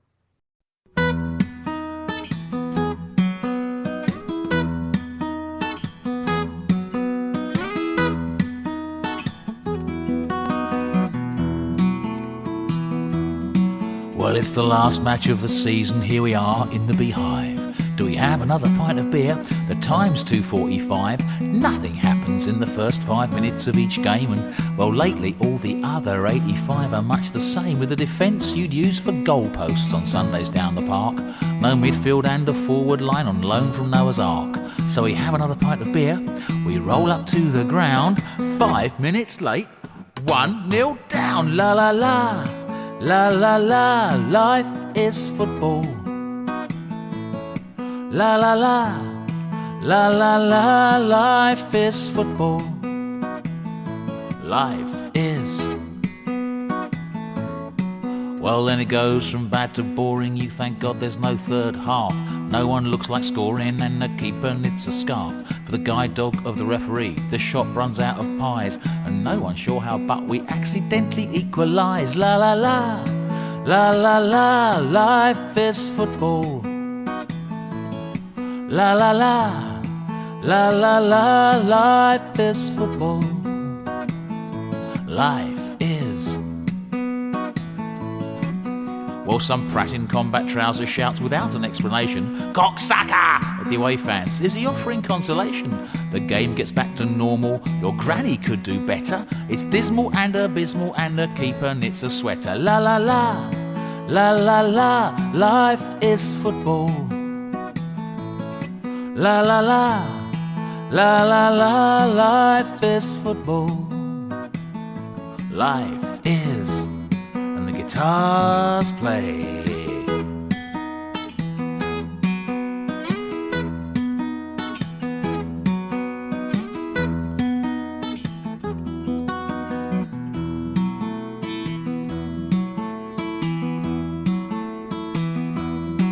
Well, they add insult onto injury time. The whistle doesn't blow, and they ask us why we drink.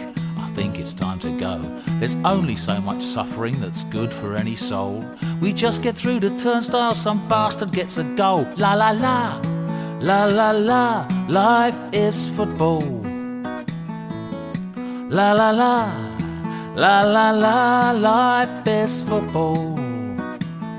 Life is. And it's not like on the telly, but then real life never is.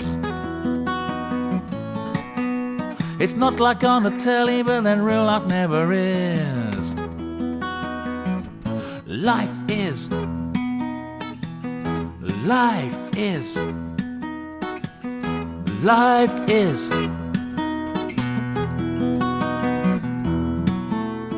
Football. Rob Johnson there. Life is football, or football is life if you're a Ted Lasso fan, which I am now. Great song. I think it sums everything up. For us, life is football.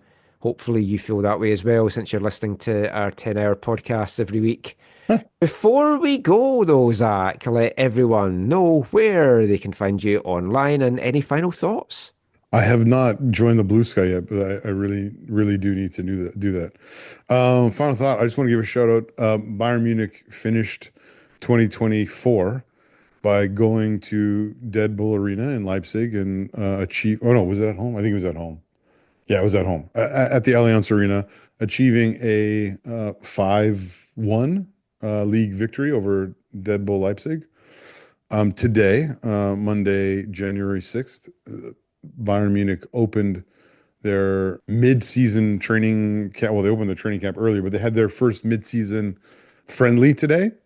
They went down the road to Salzburg in Austria and played the Dead Bull OGs at the Dead Bull, whatever it's called there, Dead Bull Arena or whatever it's called in Salzburg. And they thrashed them, 6-0, which was very, very fun, especially as their keeper is the former Dead Bull Leipzig backup keeper. But just a note from the game, my buddy Flo sent me a message. He didn't go to the game, which is kind of strange. I got to ask him. I got to find out why he didn't go. But he didn't go. But he sent me a note and a few pictures from the match.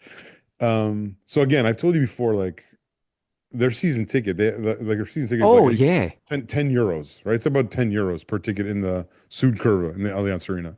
And then most of those guys have an away season ticket, which is like, again, another 10 or 15 euros per match for every single away game. And so they feel strongly about ticket prices in Germany. It's the whole 50+1, why they have such a massive control in the how the clubs are run and all that kind of stuff. Anyways, Flo sent me a message saying, this is not why he didn't go, but the match tickets for the Bayern away section were 23 euros. So obviously the Bayern fans were not super impressed. And I don't know if it matters, so I won't mention which group, but one of the Bayern groups, they bought €6 children's tickets in the section next to the away supporters. And then in addition to their F Red Bull banner, which I've showed you before, they had another a longer banner which basically said, "No discount for Bayern fans?" ? Soon in your home block as well. So they said, if you're going to keep doing this, soon you'll find in your home block there will be Bayern fans and Bayern banners. If you keep operating like this, so it's pretty humorous. Pretty fun. Good for them. Yeah, I've followed in the past some of the protests about ticket prices and gouging from the German fans. They certainly got a good take on it and a good way of protesting it. I mean, East Fife started 2025 with a horrible performance, but a 1-0 win, and we're back top of the league. And hopefully that is where we will finish, and we'll get another championship. We'll wrap this one up. Thank you for listening to our first show of 2025, the first of many. We'll be back with another one soon. Until then, thanks for listening. Take care. And as always, mon the Fife and support local football.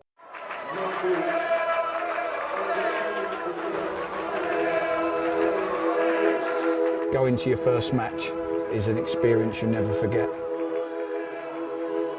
The atmosphere of what's going on around the pitch looks beautiful, and you always look and go, wow, I'd love to play here one day. If you get the bug, it's going to stay with you for life.